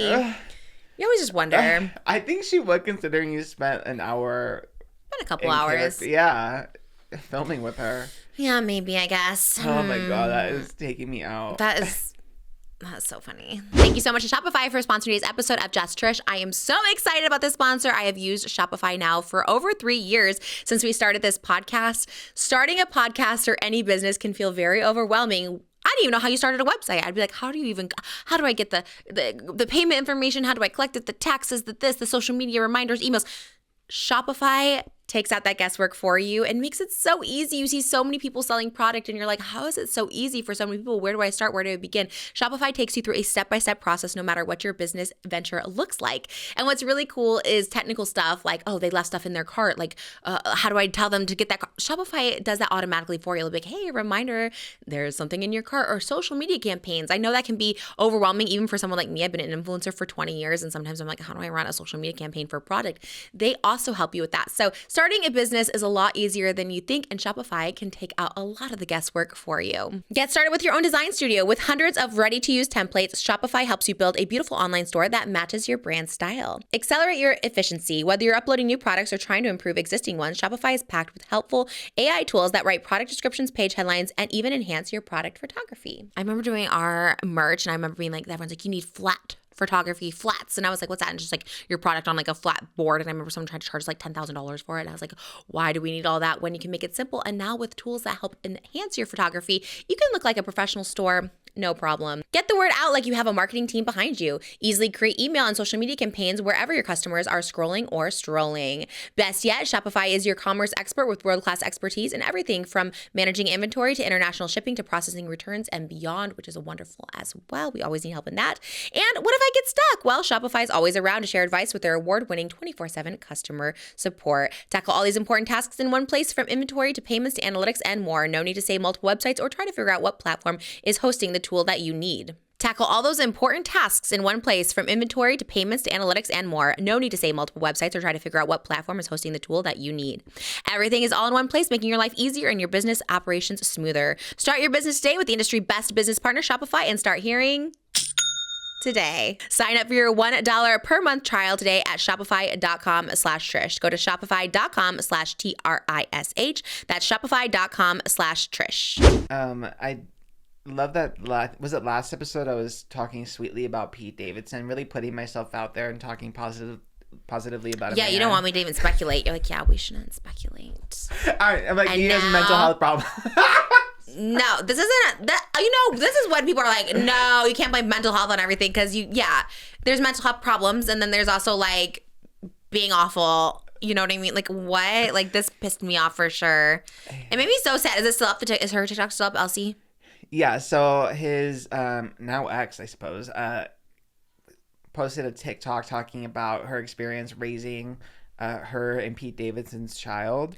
5-month-old. And she posted about basically having to do everything on her own. And she talked about getting paparazzi'd while taking her daughter, Scotty Rose, out for a walk. And she made a joke about like how now she's gonna have to start leaving the house looking nicer, because now that she knows that there's gonna be paparazzi there. And she's talked about how now she has a baby to take care of, and this is what she's thinking about now. Like, it's hard for her to think about looking good because she has to figure out, she said, I have to work and make money. I'm doing it on my own, which is hard. And then she started liking comments pretty much confirming that she is having to like support her and her daughter on her own, which is kind of a gag because, I mean, their separation came pretty quickly, like their breakup, and their baby's only 5 months old. So, and she was like, the comments she was like, and we're like basically being like, hopefully not financially, and then she was like liking all those, and there was one other one too, something with like, who leaves someone 5 months postpartum or something, like, this is like, that's insane or something, and it's like that comment doesn't look good. Well, he is an awful boyfriend, I think we can all probably attest to that, right? Because now we have confirmation. I've always said that. I'm like, if you leave someone in the first like few years of your child's life, like short of abuse, of course, like, you're a weird, especially a guy. Like, obviously, it doesn't sound like it was mutual. It doesn't sound like she necessarily wanted it. Yeah, because the comments were, sorry, but not staying with your partner when they are postpartum is insanely loser behavior. This is the most vulnerable time in a woman's life. And she commented, amen, sis. Yeah. And then another comment said, I hope you don't mean you're doing the financial part alone. That would be insane given the circumstances. And she replied to that comment and said, I am, smiley face. Crazy. And that is loser. I think that's the biggest loser behavior. Like, not financially, or even financially, obviously that should be a thing, but also like just physically being there for like the child. Like, how are you gonna break up? No, you're not gonna break up. Like, I don't care like what it is. You know what it is? A lot of guys, I see this on TikTok, get annoyed.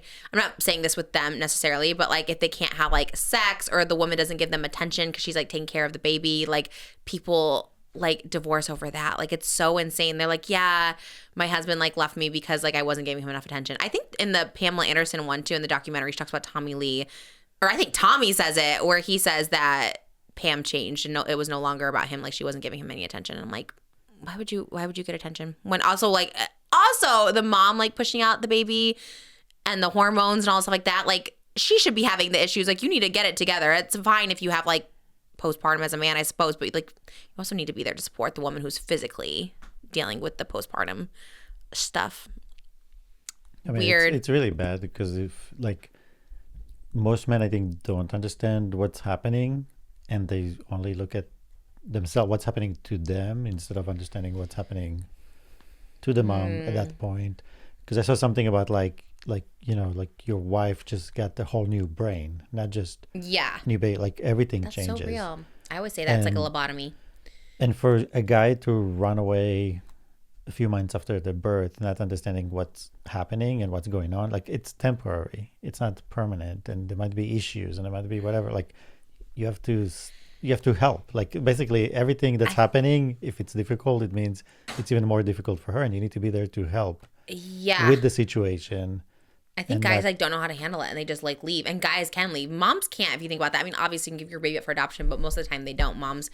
I saw a lady on TikTok said, hot take, but like if we're divorcing, she's like, I'm not going to be a single mom. She's like, you're going to take the baby and I'm going to come visit it on the weekends, because it's like, what do you mean you can just leave the baby and just like not see it except for on the weekends? Like, it is weird how guys tend to dip out and make the situation even worse.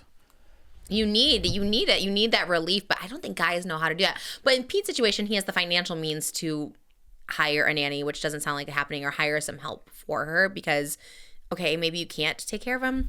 Because I guess like being a new dad too is different, so maybe it's hard for you to take care of your baby, but get support. So she's not doing it alone. Yeah, she also posted on her Instagram story and said, I'm currently trying to find an assistant / mother's helper / nanny type, basically writing in person right now.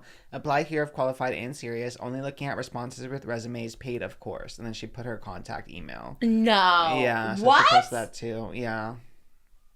Like, bare minimum, he should be doing that. Calling an agency. Like, what do you mean she's posting on social media? Like, I need help with my baby. Like, that's so insane. That means like she doesn't know like the resources or where to go, because there's so many like celebrity agencies that have nannies that like, oh, you can get a Kardashian and you can get all these things. But the fact that she's asking social media and she's doing it herself and vetting them herself. Yeah. And then people did get a statement from a source close to Pete that said, Pete has made himself extremely available and has provided financial support. Pete is actually covering all Scotty's costs and more. He is hoping Elsie has good health and success for the sake of their daughter. So that report came out. If Moses like, I wish you good health and success with your daughter. What do you mean? This is our daughter 5 months ago. Like, you better be here every day. You better be getting me a nanny. You better be getting 24/7 round the clock nanny if you're going to leave me. Like, what do you mean? That's so insane. That statement is crazy. Because at first I was like, okay, he's helping out financially. Okay, great. But then also like wishes her success in this, in your child and raising your child. Like, what do you mean? Like, you better be there. So it's, oh my God. I guess it's confirmed because she's talking about it. So I guess it's confirmed that they are in fact broken up. Yeah. And to me, I mean, my interpretation, which is again, just my own, but to me, it almost sounded like maybe, speculation of course, he was like maybe dragging his feet about like helping her financially or something, and like kind of really he's like, yeah, I'll get to it, really taking his time. And then that's why she's like, well, F it, like, I'm doing this on my own and you're not helping, like, let me go make a TikTok about it.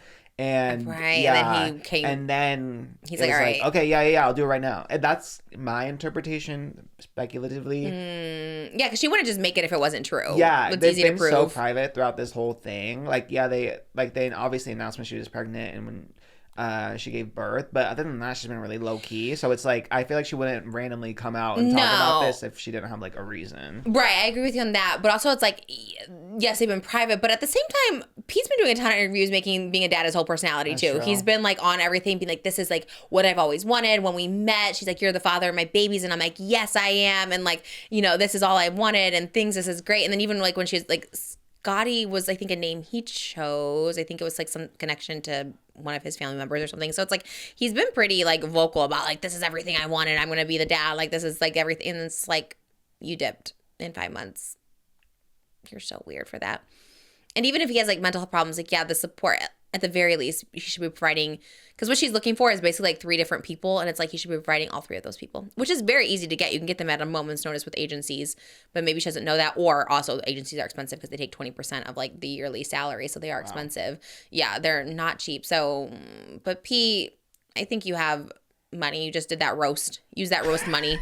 Because I had someone speculate like, oh, it's the reason he went to do the roast on Mother's Day, and that's why. I'm like, I'm sure that's not the reason why, but it's also like he said he had to work, so give some of that money over. I saw someone show like their check after child support. It's like they were left with like $192, and this is just a person who has just like a regular 9 to 5 or whatever. And it's like because like $400 went to the kids, and it's like at the very least, I feel like some of that check should be going to care for your child and the mom of your child. Ugh, biggest ick. I always have gotten ick from him, and I just never understood the appeal. And how this makes sense. And it's not just like his looks. It's like, you seem like a bad person, you know? His looks are fine. I'm not like, whatever. But I just am like, ew. And then everyone giving her a hard time. Everyone's like, oh, girl, are you surprised? Like, this all happened in like a year. It's like, well, whatever, it happened. People were like so mean to her. I was like, he's the asshole. He's the one that's like, oh, yeah, I knew I was going to she was going to be the mother of my baby on our first date. Okay, so that's why she expected it to last. Like, what do you mean? Like, it's so weird. These guys just really be careful you have babies with. Be careful you have babies with, because then you're stuck with these clowns for life. I guess you would think too, like Pete Davidson, if you have a baby, you're like, oh, I'll be taken care of. In like a good way. You know who's always on my feed right now is Elon Musk's, I don't know what number baby mama, Ashley St. Clair. Do you know her? I remember when her name popped up. Kind of recent, right? She, maybe a few years ago had a baby with him. Young. She's really young. And like, she looks like a model-ass type. But anyway, she's on a 50-part Who the F Did I Have a Baby With series about Elon Musk. I'm like, is there no NDA, girl? Because she's like signing all of these. But same kind of thing where she was like, well, he said that he was going to be in like a committed relationship with me. And then she finds out he's with, you know, Siobhan, having a baby with her, and like still talking to like Grimes and all these things. Like, it's really... I think she was 25 when she had the baby with Elon. I don't know how she is now, maybe 27. Very young. She said she used to be like a political influencer, but now she's not because she got exposed to this world and it's weird and it's dark. But she said she gets like followed by Escalades. How weird. And like 4 people are outside her house all the time.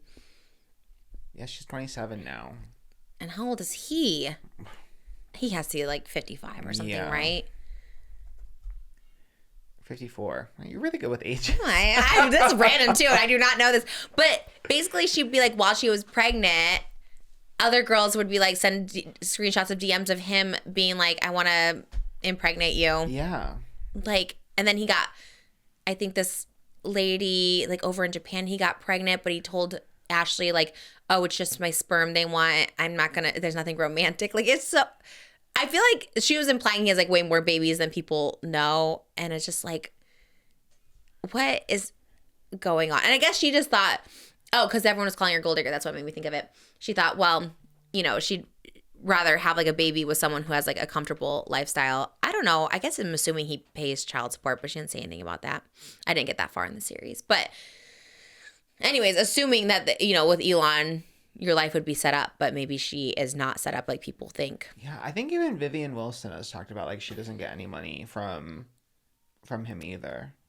But like now as an adult or as a kid too? I don't know. I saw like she did like it was like maybe a year or 2 ago. She was like in assumptions about her like TikTok or Instagram reel, and she was like, people always assume like I have so much money because of Elon, but he does not give me any money. Yeah, it's like the opposite, right? He like tries to disown her and stuff, and I don't know. Again, be careful we have kids. I feel like money And not with Pete. I mean, Pete does seem charismatic and stuff like that. Like, I understand all these women like him, like, for a reason.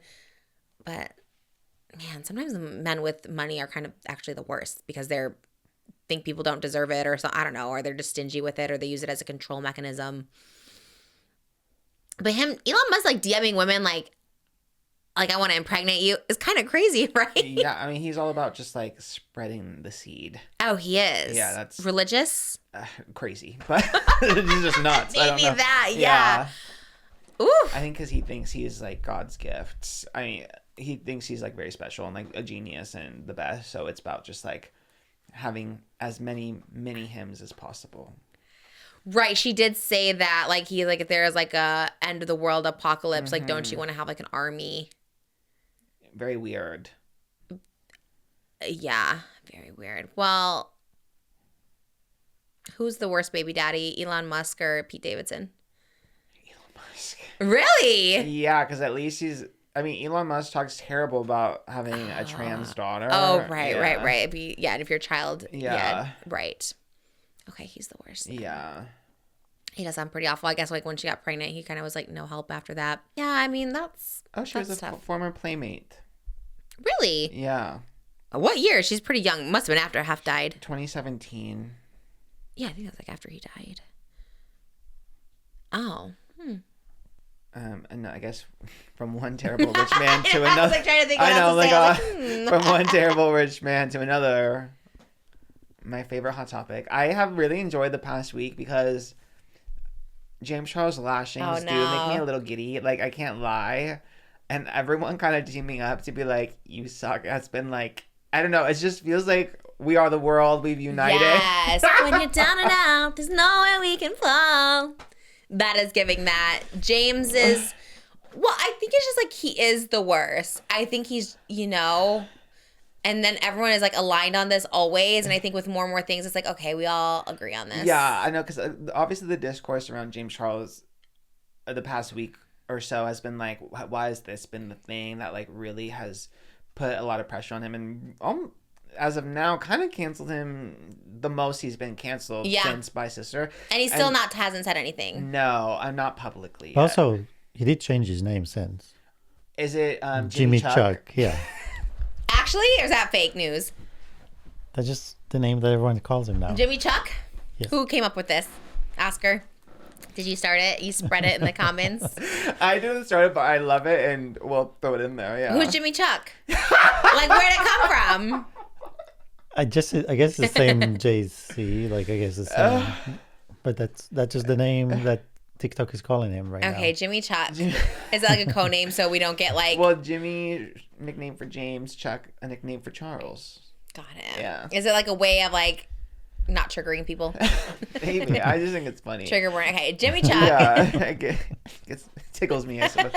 But yeah, the Jimmy Chuck lashings, everyone's kind of united on it. I think this one in particular, it's something everyone can relate to for the most part. I think a lot of people have like been in a place where they've struggled financially, struggled finding a job. If they're adults, obviously his fans who are kids who are jobless because they're too young don't really relate, but for the most part, a lot of people can relate to it. I think too, the other aspect to it is that unfortunately, like when it becomes to a thing of like male child victims, like those people just find it hard to believe. And also like this isn't a case of like he said, she said. It's just like Jimmy Chuck of his own accord. I'm like, so sorry, Jimmy editor. He's like, I was that, yeah. I like, let me not just refer by Jimmy. Yeah. But Jimmy Chuck of his own accord went on this tirade. Like, there's no he said, she said. Like, you posted yourself. Like, there's no one else to point a finger like at. That's what, again, you did this. Yeah. Like, your words. He had no reason to post this. There was what did he think he was gonna gain? Like, I'm scared to like post like Starbucks has a new ombre drink and I wanted to show up, but I mean maybe I shouldn't post to Starbucks right now. But he's like posting this with his like full chest screaming, calling this girl the beak. Where I'm like, why did you post that? Like that was so weird. It's like he almost like wants to get canceled, or he gets off on getting canceled, or something. Because like what? I know. And so the one thing I saw, like a theory, I suppose, is obviously he did want like a viral moment. His thing is screaming. We've been saying for years, like, why is his thing screaming? Like, why is it yelling? Why is it complaining? And then who came forward to speak about this but HRH Collection, who Oh, what? yeah, so She then never. it clicked for me because she was like HRH I kind of struggle with because I get lost, as you know, like what's a troll, what's like a character versus like what is real. Obviously I've seen like the memes of her screaming and complaining and stuff, and they are kind of camp, but then I get confused as to like what is genuine, but so I don't go too deep into the HRH lore. But I did think it was interesting because it was her out of character, I suppose, talking about James Charles. She didn't say Jimmy Chuck's name, but obviously alluded to like there's a creator who's out here screaming. He's trying to like do my thing right now, but not even I would do something like this. So she was kind of like denouncing him, and then it really did click for me. I was like, oh, he's been playing in her purse the whole time, just trying to yell and scream to be a meme and be a reaction. Like that's been his whole thing this whole Who time. said this? HRH or people? Or you're just saying this? HRH said this, and then it clicked. I was like, oh, because I was wondering. I was like, where did he get this from? Like a Where did this soundbite. rebrand come from? The yelling to kind of have a viral moment, be a meme, be a soundbite. Like it felt so random to me. 'Cause Yeah. he just screams and like it's so stressful, And it that's made her no sense, shtick. and that's her thing. And obviously James Charles is not the most original person in the world. I so see. I was like, oh, so he's been kind of just like copying her. Do you think he'll come out and say like it's a character? Like I was trolling, I was rage baiting.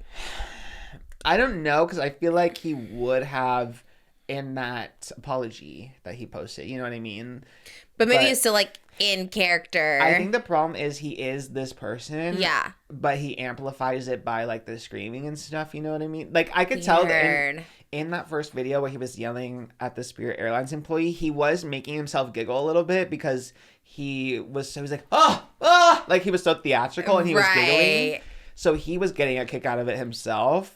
It's But kind of I do think it's Nikocado a little bit. Yeah, like Yeah. there is it comes from a genuine place, Yeah. but it's so amplified.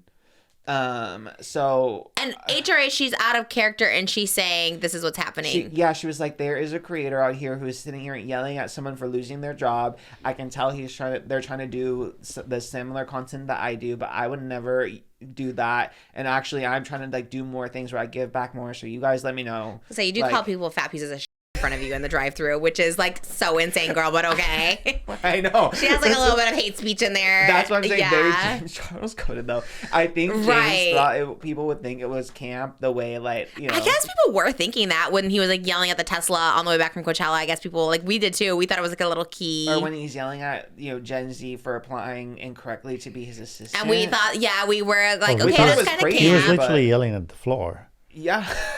Oh yeah, for having the bumps. outside the Right. grocery like store. that, okay, camp. But this was like this ended up being a real person. And I'm like, okay, like it would have been better if it was like a made up thing, which maybe people did think that for a minute. They're like, maybe this email didn't even happen, which he just kind of made up a thing, which in that case, okay, still kind of weird, but I guess that is catering. Like I said, people do love HRH. People were like, you and HRH? I'm like, okay, kind of not the same, but okay. Like, people used to, Joey Gracef would always be like, you need HRH on. And I was like, okay. And it obviously like, getting away from that. But anyway, like James Charles is like, you're doing it under this guise as opposed to, I guess, HRH, you know what you're getting. James Charles would like flip between that and like being a brand creator and like going to Coachella and being normal and hanging out with people. Painted, yeah. Yeah. So it's like kind of like, I guess, trolling where it's like, what's the real James Charles? But they're all pieces of shit, really. None of them are good. They're all kind of an awful person all the way around.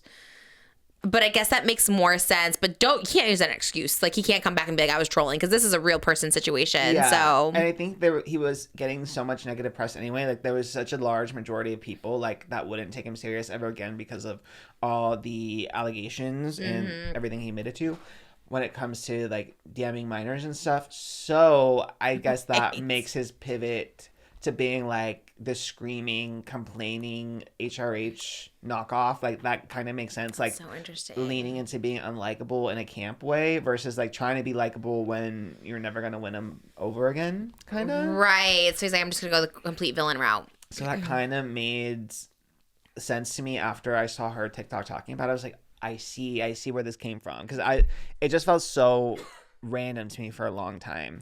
But of course, the Spirit Airlines employees former Spirit Airlines employee came forward with her own TikTok talking about it, and she queened. I was Loved it all. I loved it. Loved it all. She's like, I do not Shout out. accept it. Yes. I do not accept this apology.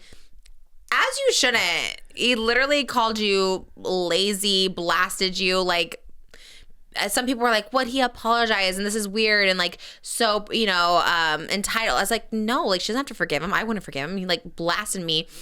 And she showed us his private apology, but like she said, it's like, you made this so public. Give me a public apology. Get on that camera, James. We saw you do it with Kayla Malik a week later. Like, you can get on your camera and apologize. You can apologize to Amber. But he would never, because this is the real James Charles, and he does think like Amber and all. But Amber said that GoFundMe actually set up GoFundMe themselves, like set up a GoFundMe for everyone who lost their jobs at Spirit Airlines. So like it became a greater thing despite James Charles, not because of James Charles. Like, he was the worst. Gypsy Rose Blanchard donated $500. Which I love her message. It is, hi, my name is Gypsy Rose Blanchard and I am an influencer on TikTok. I have 9.3 million followers and I'm truly sorry for what happened and I'm sending many positive vibes to you. Period. James. That's all it would have taken. Right. They donated the same amount. Like, the same amount. And James did it after the fact. I was just like, what? Like, it's so... And James only donating 500 is crazy. You should this is at least a 10K one. At least a 10K one. He at first donated 500 and then he did get called out and did end up donating more. I think it ended up being 1,500. After he bragged about $15,000 house at Coachella, you should take that $15,000 and give it to Amber. Like, that's crazy. You are such a cheap bleep me mother. Like, what the hell are you doing? Like, you're bragging about all this money, all this stuff that you have, and you can't like donate this to her. Like, what? Yeah, the thing is, he was trying to use her and her situation to go viral. Yeah. Like, I really think his goal was to go viral with that TikTok. Yeah. He thought he's going to get views and people are going to parade him like, oh, yeah, we all wanted to say that or something like that. I don't know. But, and then his platform is so big. Did he think that everyone would be like, we all were thinking this? Like, no one's thinking when people lose their jobs, oh, you lazy. Right, but he lives in a bubble, right? He lives in his old bubble with everyone around him telling him yes. Like, he doesn't know what real people think. And especially when you get criticism from the world, you detach yourself even further and further and further. But so he's obviously in some kind of a bubble. He thought making this TikTok is going to be funny and people are going to it's going to go viral. But to use such a big platform to bully such a anonymous person and so then weird. To not really make it right, that's where it's really wrong. Like, a private apology when you have 40 million followers and you blast somebody to 40 million people, but then you send a private apology, $500 compared to, it's insane. Like, yeah, you also should do a very public apology for this. This was very odd. Yeah, and also to clarify, so his first donation was 500. He was donating to like multiple Spirit Airlines employees that after GoFundMe set it up, and then once he got called out, he donated actually 5,000, not 1,500, to Amber. Still not enough. Yeah, and also I guess her original GoFundMe, when she posted, she was only asking for 1,500 in general. So he went on his whole rant as if she was asking for an exorbitant amount of money. $50,000 or something like that. No, it's so insane. And also notice, he only does this stuff when he gets called out. The initial donation was 500, and then people call him. I said, oh yeah, now I'll do 5,000. Same thing with the apology. He did an apology that wasn't an apology. Like, I doubled down on what I did. And Jackie and calls him out, and then he does a real apology. He only does stuff when he's like caught. And also, not publicly doing any of this when he is like the first to grab a camera for anything. It's like, you're such a coward. Like, what, you need to go on camera and keep donating and keep sharing everyone's GoFundMe. Keep doing this. This should be your whole personality for the next month, is like donating GoFundMes. The Spirit Airline one, GoFundMe did it. Like, you should be like doing this every day, all day. You should be doing $5,000 a day for the next month. An hour, perhaps. at the hour, okay. Because Spirit Airlines painted. Yes, you should be bringing Spirit Airlines back. Yes. You should, painted collab, doing the makeup for Spirit Airlines. Randomly, nobody wants that. I did see on Facebook Marketplace, someone was selling a Spirit Airlines Airbus for $220,000. So maybe James Charles should buy that and people. Yes, you should actually should do Jimmy all that. Chuck Airline. Oof, I don't know who's flying that. We're checking along. His message, though, did kill me. His original DM apologizing to Amber that she posted on TikTok. Because I'm like, how old are you again? Oh, no. He said, I'm so sorry for adding to what was already a distressing time. I'm so ashamed for only the the video, but also for being disgustingly out of touch. I was sent your video today and was so glad to see your GoFundMe has exploded, but I also know that getting attention online can be scary and overwhelming, especially when you never asked for it in the first place. I spent the last few days reading stories from real people about what it's actually like losing a job without notice. Oh my gosh. And also learning about the journey to find a new one when so many people are going through the same situation. I've just donated to your GoFundMe, but also please know I'm here if there's anything else I can do. Oh my God. I'm so glad she was like... He's mansplaining her what it's like to lose a job. Yeah, like, fuck. Like, okay, and there's so many, like, it kind of drives me crazy. There's so many layers. You know what it was like to lose your job because you got demonetized after victims came forward and said that you groomed and were sending them inappropriate images. Yeah. You got demonetized. Like, you know what it was like to lose your job, And then also in your TikTok where you were yelling at everyone who was upset about your screaming at this girl who lost her job, was that I know how hard it is out there because I have employees, I have friends who are looking for jobs.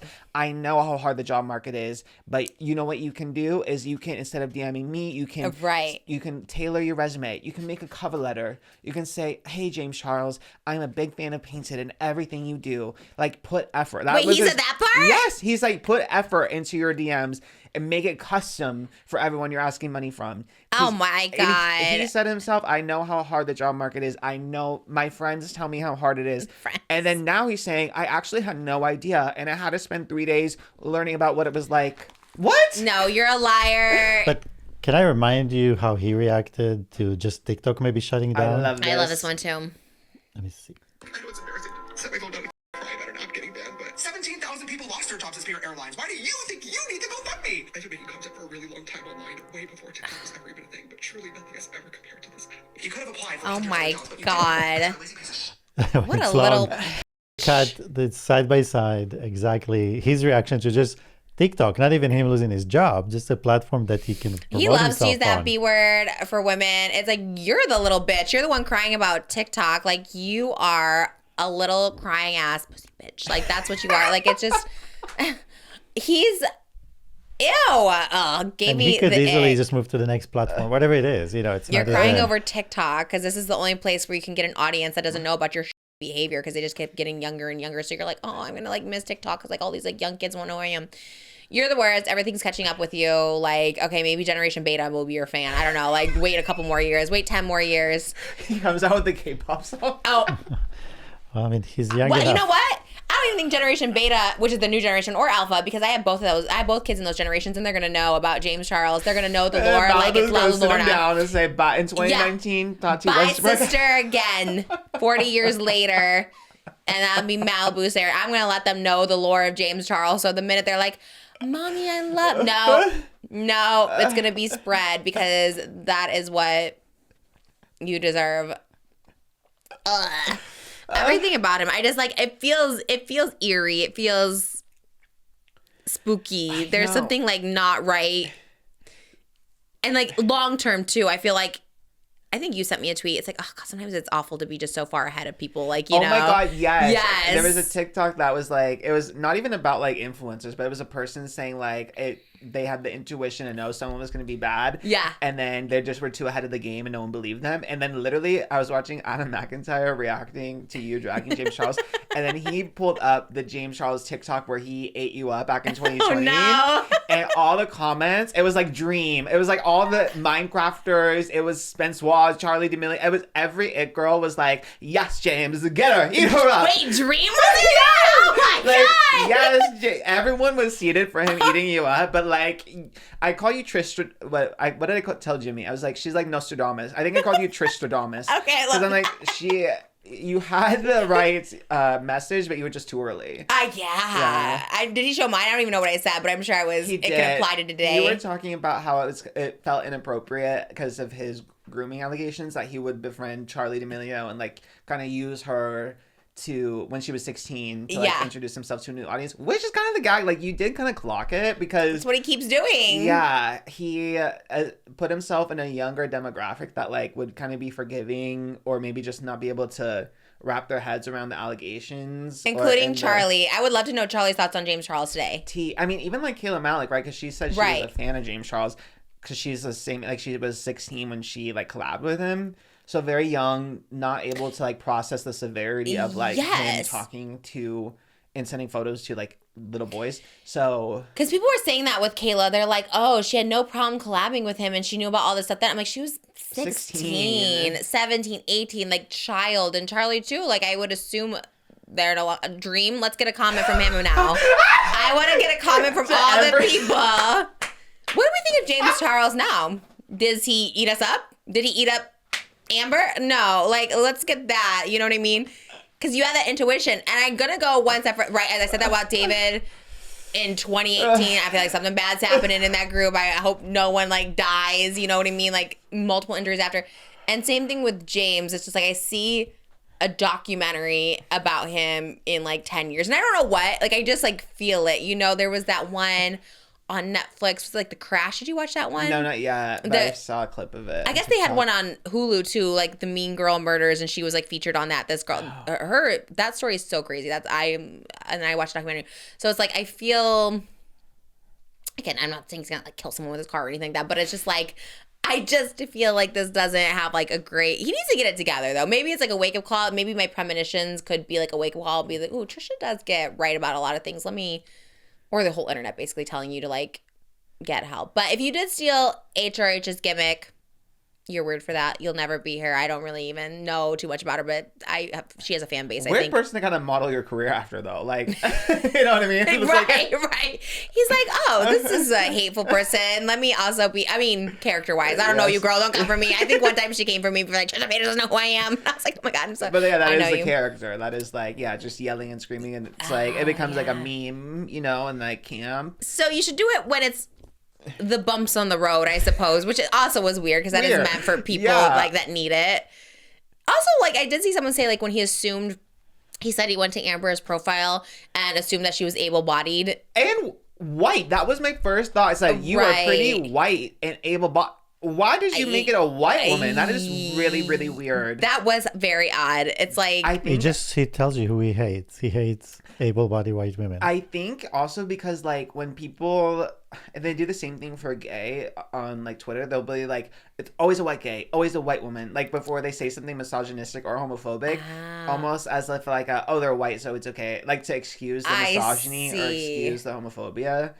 And I think so. I do think he's did that like manipulatively, so like he can't say it was like a woman of color because that would be racist, right? But he's like, oh, if I say white, it'll excuse the misogyny, which no, because what did he say? He said like white, pretty, able-bodied. Yes. So everyone's like, oh, we're not gonna like feel bad. Yeah, but it's like a lot of weird assumptions and also just mischaracterizations in that, which is like you're weird for that. I still hate him. I still stand by it. Yeah. Because I see people like right message, wrong message. It's like he's awful. He's currently awful. Okay, I get it. I know. I saw one and I couldn't help it because it was like, love Trish, but if she want to talk about people's past, I'm like, baby, this is the present. This is present tense. Like, girl, they couldn't get any more present tense than James. Like, what do you mean? It was 5 minutes ago. He's yelling and calling this girl a bitch. Like, what do you mean? I did see your comment on that one, and that made me so happy. I was Usually like, I just keep it moving. I'm like, whatever. But this one, I was like, this is like 5 minutes ago. Kayla Malik was like 6 months ago. Like, there's just always. Coachella not tipping was 2 months ago. Like what? There's always something of him just constantly being awful and a nuisance to society. Like like always. There's no. Remember, I think he was crying about Morphe owing him $2 million. Like he's always crying. Yeah. He's always being a little bitch, you know. And so like he loves to throw that around, but it is projection because you are the little bitch. Oh my god. And I also love Tana clocking his tea too.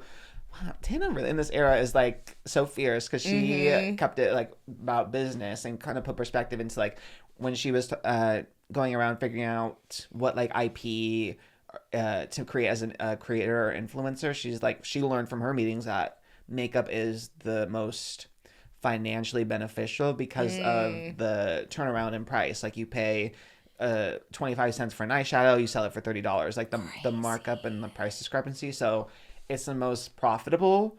And she was like, okay, so in the time that he sold like 10 eyeshadows, he made like her salary basically. You know what I mean? So it was like, why, when you are making so much money for makeup and you didn't have to do anything, like you laid in bed and you made like her salary, why are you? Because and markup I know is part of business. Obviously that's like business, that's all of it, but it's also a little scammy. It's like, you know, you pay 25 cents for something and charge $30, so it's like, who are you to call someone lazy or criticizing anyone? She's like working on her feet, like helping people. Like aviation is like, there's just millions of people traveling every day trying to keep people safe and stuff. It's so weird. That is a great point. She does clock it. It's been such a key. I'm sorry. I know that, and it's so funny too because not funny but ironic, I suppose, because the last time and during the Bi Sister era, again losing sponsorships, demonetization, and everything, and his comeback, the thing he would use like whenever he would talk about it and reflect about it was like, it was just so hard for me to hear all this negative stuff. Like I looked out a window and I thought about ending it all or whatever. Like he implied that he was really having dark thoughts. But it's like, okay, so you were going through a really hard time and you had really dark thoughts. So then why, when you see other people going through that, do you make a mockery out of them and like bring them out to the Times Square and like poke fun of them and like point your finger and try to humiliate them? Like that's so weird for someone who went through a quote unquote dark time, had terrible thoughts, wanted to end it all, to go around and like put that energy to someone else. Like so weird. Because if that's true, if you have those dark thoughts and you would do that to someone else, and that means you're sinister and evil. And if you lied about that, then you're just weird. So I agree. And he does it. That's the thing. He like terrorizes like lots of people, right? It's like, it's not just, it's one thing to be like, oh, these bumps on the road or this is the battery on my Tesla. Like, okay, it's one thing if you're doing like to inanimate objects or just like in the sphere, I suppose you're just talking to the universe, but like you're terrorizing. He was terrorizing the kids from the It movie. Like, did you see this? I just found out about this lore because my TikTok is all James Charles. He's literally, when the first It movie comes out, these are children, and he's like going back and forth on Twitter, like terrorizing them, and the kids are being like somewhat respectful, and he's just like going back at them. He was like tweeting negatively about the movie as he was inside the theater. Yeah. And Finn Wolfhard, who was like a minor at the time, was like, "Why are you tweeting about the movie when you're inside the theater?" And yes. he like, went back. And he went forth. off on him. One of the other ones who was like being kind of like respectful, and he was just going so crazy. And then he like went one step further and did like a Pennywise like makeup to like do whatever. Like it was so weird. And you're like, because he said something like, this movie sucks, like the actors are like not good or something, and then the actors were like, this is like weird, whatever, and then he was like attacking them. I'm like, can you stop terrorizing children and women? Like you are Pennywise. You are the real life. That's I see that trend now. It's like my horror movie, and it's just like the 5 things, and mine is just James Charles. There's no one. And then Shane was interacting with him during that time. He's like, because I think he then did a video in his Uber after the movie, and he's like screaming in his Uber. Because then Shane replies like, I just want to know what your Uber driver was thinking while you were making this video. Did you ever see that? No. It's like a follow-up, and he's just like screaming back that, when did it come out? Like 2018? It was like 2017. Yeah. It was like a really long time ago. And it's like, he just couldn't help himself. He loved to just like scream at a phone. And yeah, people love it when you eat me up. Okay, fine. Dream, Charlie D'Amelio. I want to get those other names. Spencois. Not Spencois. Oh, okay. You know, luckily I'm in my peace era. Okay, but what? All right. But let's remind all the other people that he's eating up. Are you also all cheering for this? It's like, I get it. We're a common villain, but like, that's so wild. Oh my God. What a terror he is to the social media world, really. I'll keep saying it too. I don't care. I'm okay. I have a past, sure, but at least I'm not currently being a piece of shit to like other humans in this world. Like really just actively trying to make it a better place. Even HRH Collection, you said what? She's donating? Like at least let's donate some more money, James. You have plenty. You just bragged about a $50,000 Coachella weekend. Let's keep donating. Let's never stop donating for the next month to people who've lost their jobs. Let's just do more. And you're not doing enough. You're doing the bare minimum. Literally. Ugh. Yeah, Spencois, Laser Beam, Laser beam. Spence Watt breaks my Dream. heart. Dream, okay. I don't know you, but I just remember that Shane Dawson face reveal. The comments are killing me. Everyone's respect for James going up. Did he stutter? But that was greasy. Caleb Finn, pop off. Oh my god. Caleb Finn sounds familiar. All the blue check marks in here takes me out. I want to know all their comments Floof now. Noodles. Never argue with James Charles is what Floof Noodles commented. Oh, I'll keep arguing. This is going to be my hill till the day I die. Everyone else can get a pass. James Charles will forever be enemy number one. And I had no personal beef with him. I think I was exchanging like voice memos with Tana over this. And I was like, because like, I love the way. And I'm like, you know what's so crazy is I have had like zero personal. Like there's nothing personally we've ever crossed paths, connected, nothing. But just like, I've actually never hated another influencer more. Even the ones that I've known in real life that I, you know, have had issues with. I've never hated anyone more than him because he's like awful. I would attest the other people are like, they have their decent moments, but he's like contributes nothing. At least other people contribute a little thing here and there, you know. At least with David, we got Dobrik's Pizza, that wonderful pizza good. chain, that vodka sauce. I mean, it was good when You it was had good. it too? No, Oh. you liked it. I did like it. You did like it. I guess it was good. One fan over here, but I think he has new chips now. I think he's like in the food industry. He's waivers over here, but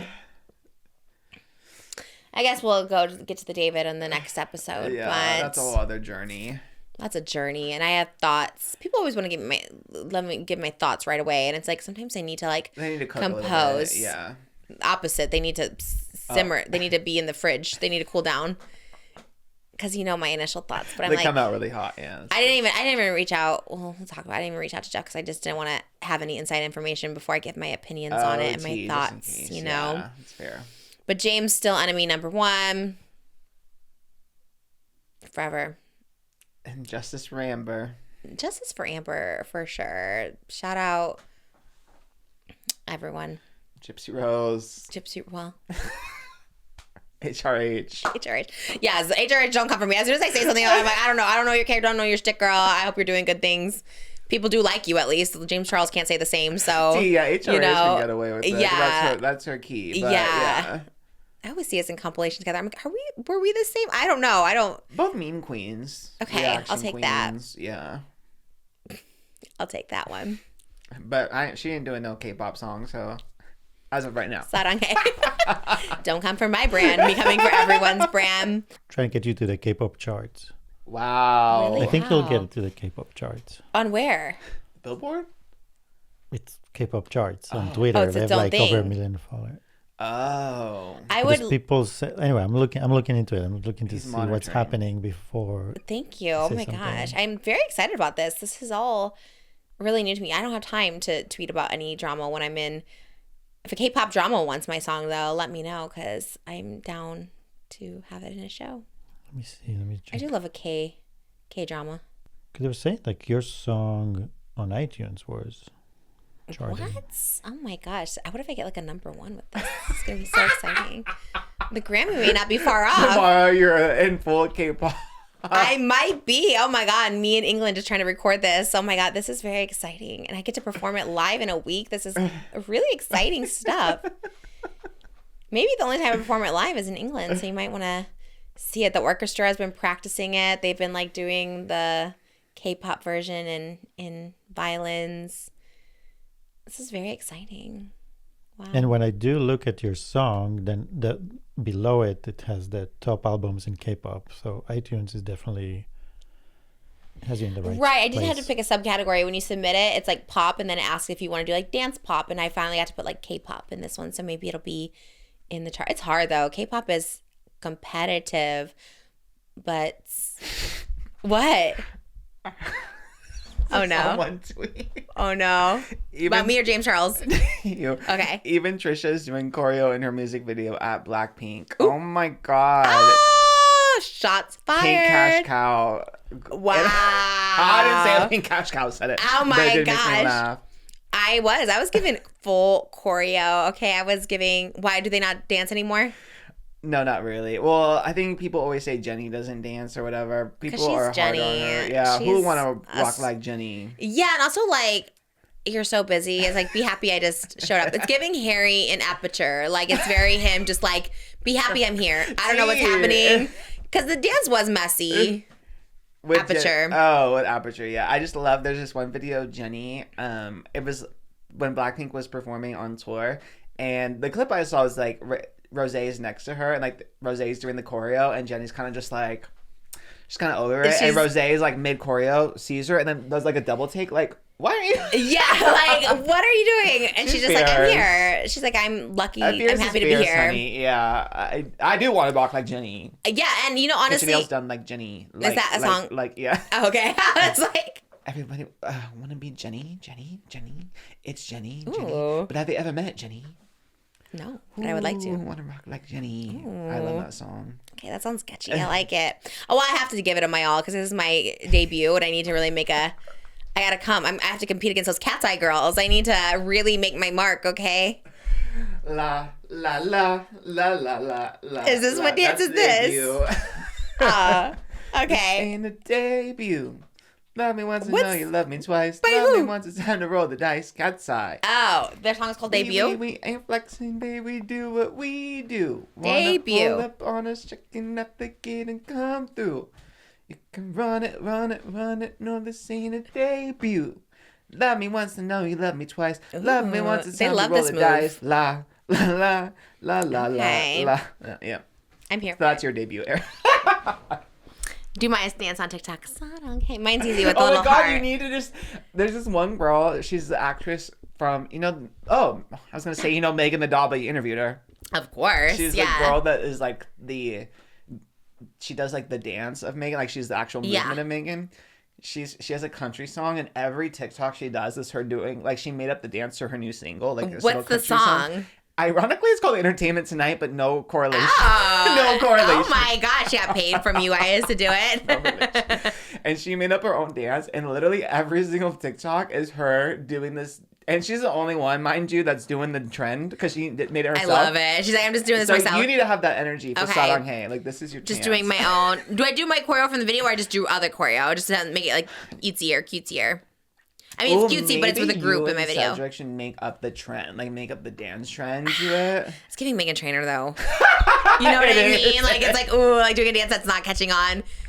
But that's kind of what makes it fierce. Okay, just me doing it by my. I mean, that's all my songs really. I'm trying think to. you just need to make a million TikToks doing the Sarang Hae dance until it becomes a trend. Maybe someone cooler than me can do it because I would Charlie can love. do it. Yeah, Charlie, this is your moment to redeem yourself. Okay, we're a line girl. We're both Broadway debuts. Let's unalign ourselves. I wonder who still stays friends with James Charles. I wonder if it's Dixie. Like, does someone still? Lone Fox, the interior design king. Lone Fox. Fox, we gotta ditch James He Charles. was in the vlog. He was in the Coachella vlog, stayed at the Coachella house, has a new like retail store, like is the most successful like interior design influencer, has his own rug collection. Lone Fox, we gotta dump him. Like, come on, girl, let's get it together. It's hard, I guess, when you're like friends with someone and they just keep saying stupid things. Like, maybe he sees a different side of him that we just don't see, but we maybe need that rebrand. Maybe we need the rebrand of like, is there a good side to James Charles? We haven't seen it yet, but we maybe need to see that side. Yeah. The non-deviant, devilish side. Because deviant has a bad connotation to it. I meant it in a nice way. No, I didn't. All right, my manager over there is still looking how to get in the K-pop charts for me, but I guess we'll continue that on our extended Patreon. Yeah, you'll be charting soon. I would love that. Thank you guys for being here. No hate to anyone involved. This is all for entertainment purposes, and we'll see you soon. We'll see you in a couple days back here on Hot Topics. Love you guys. Bye.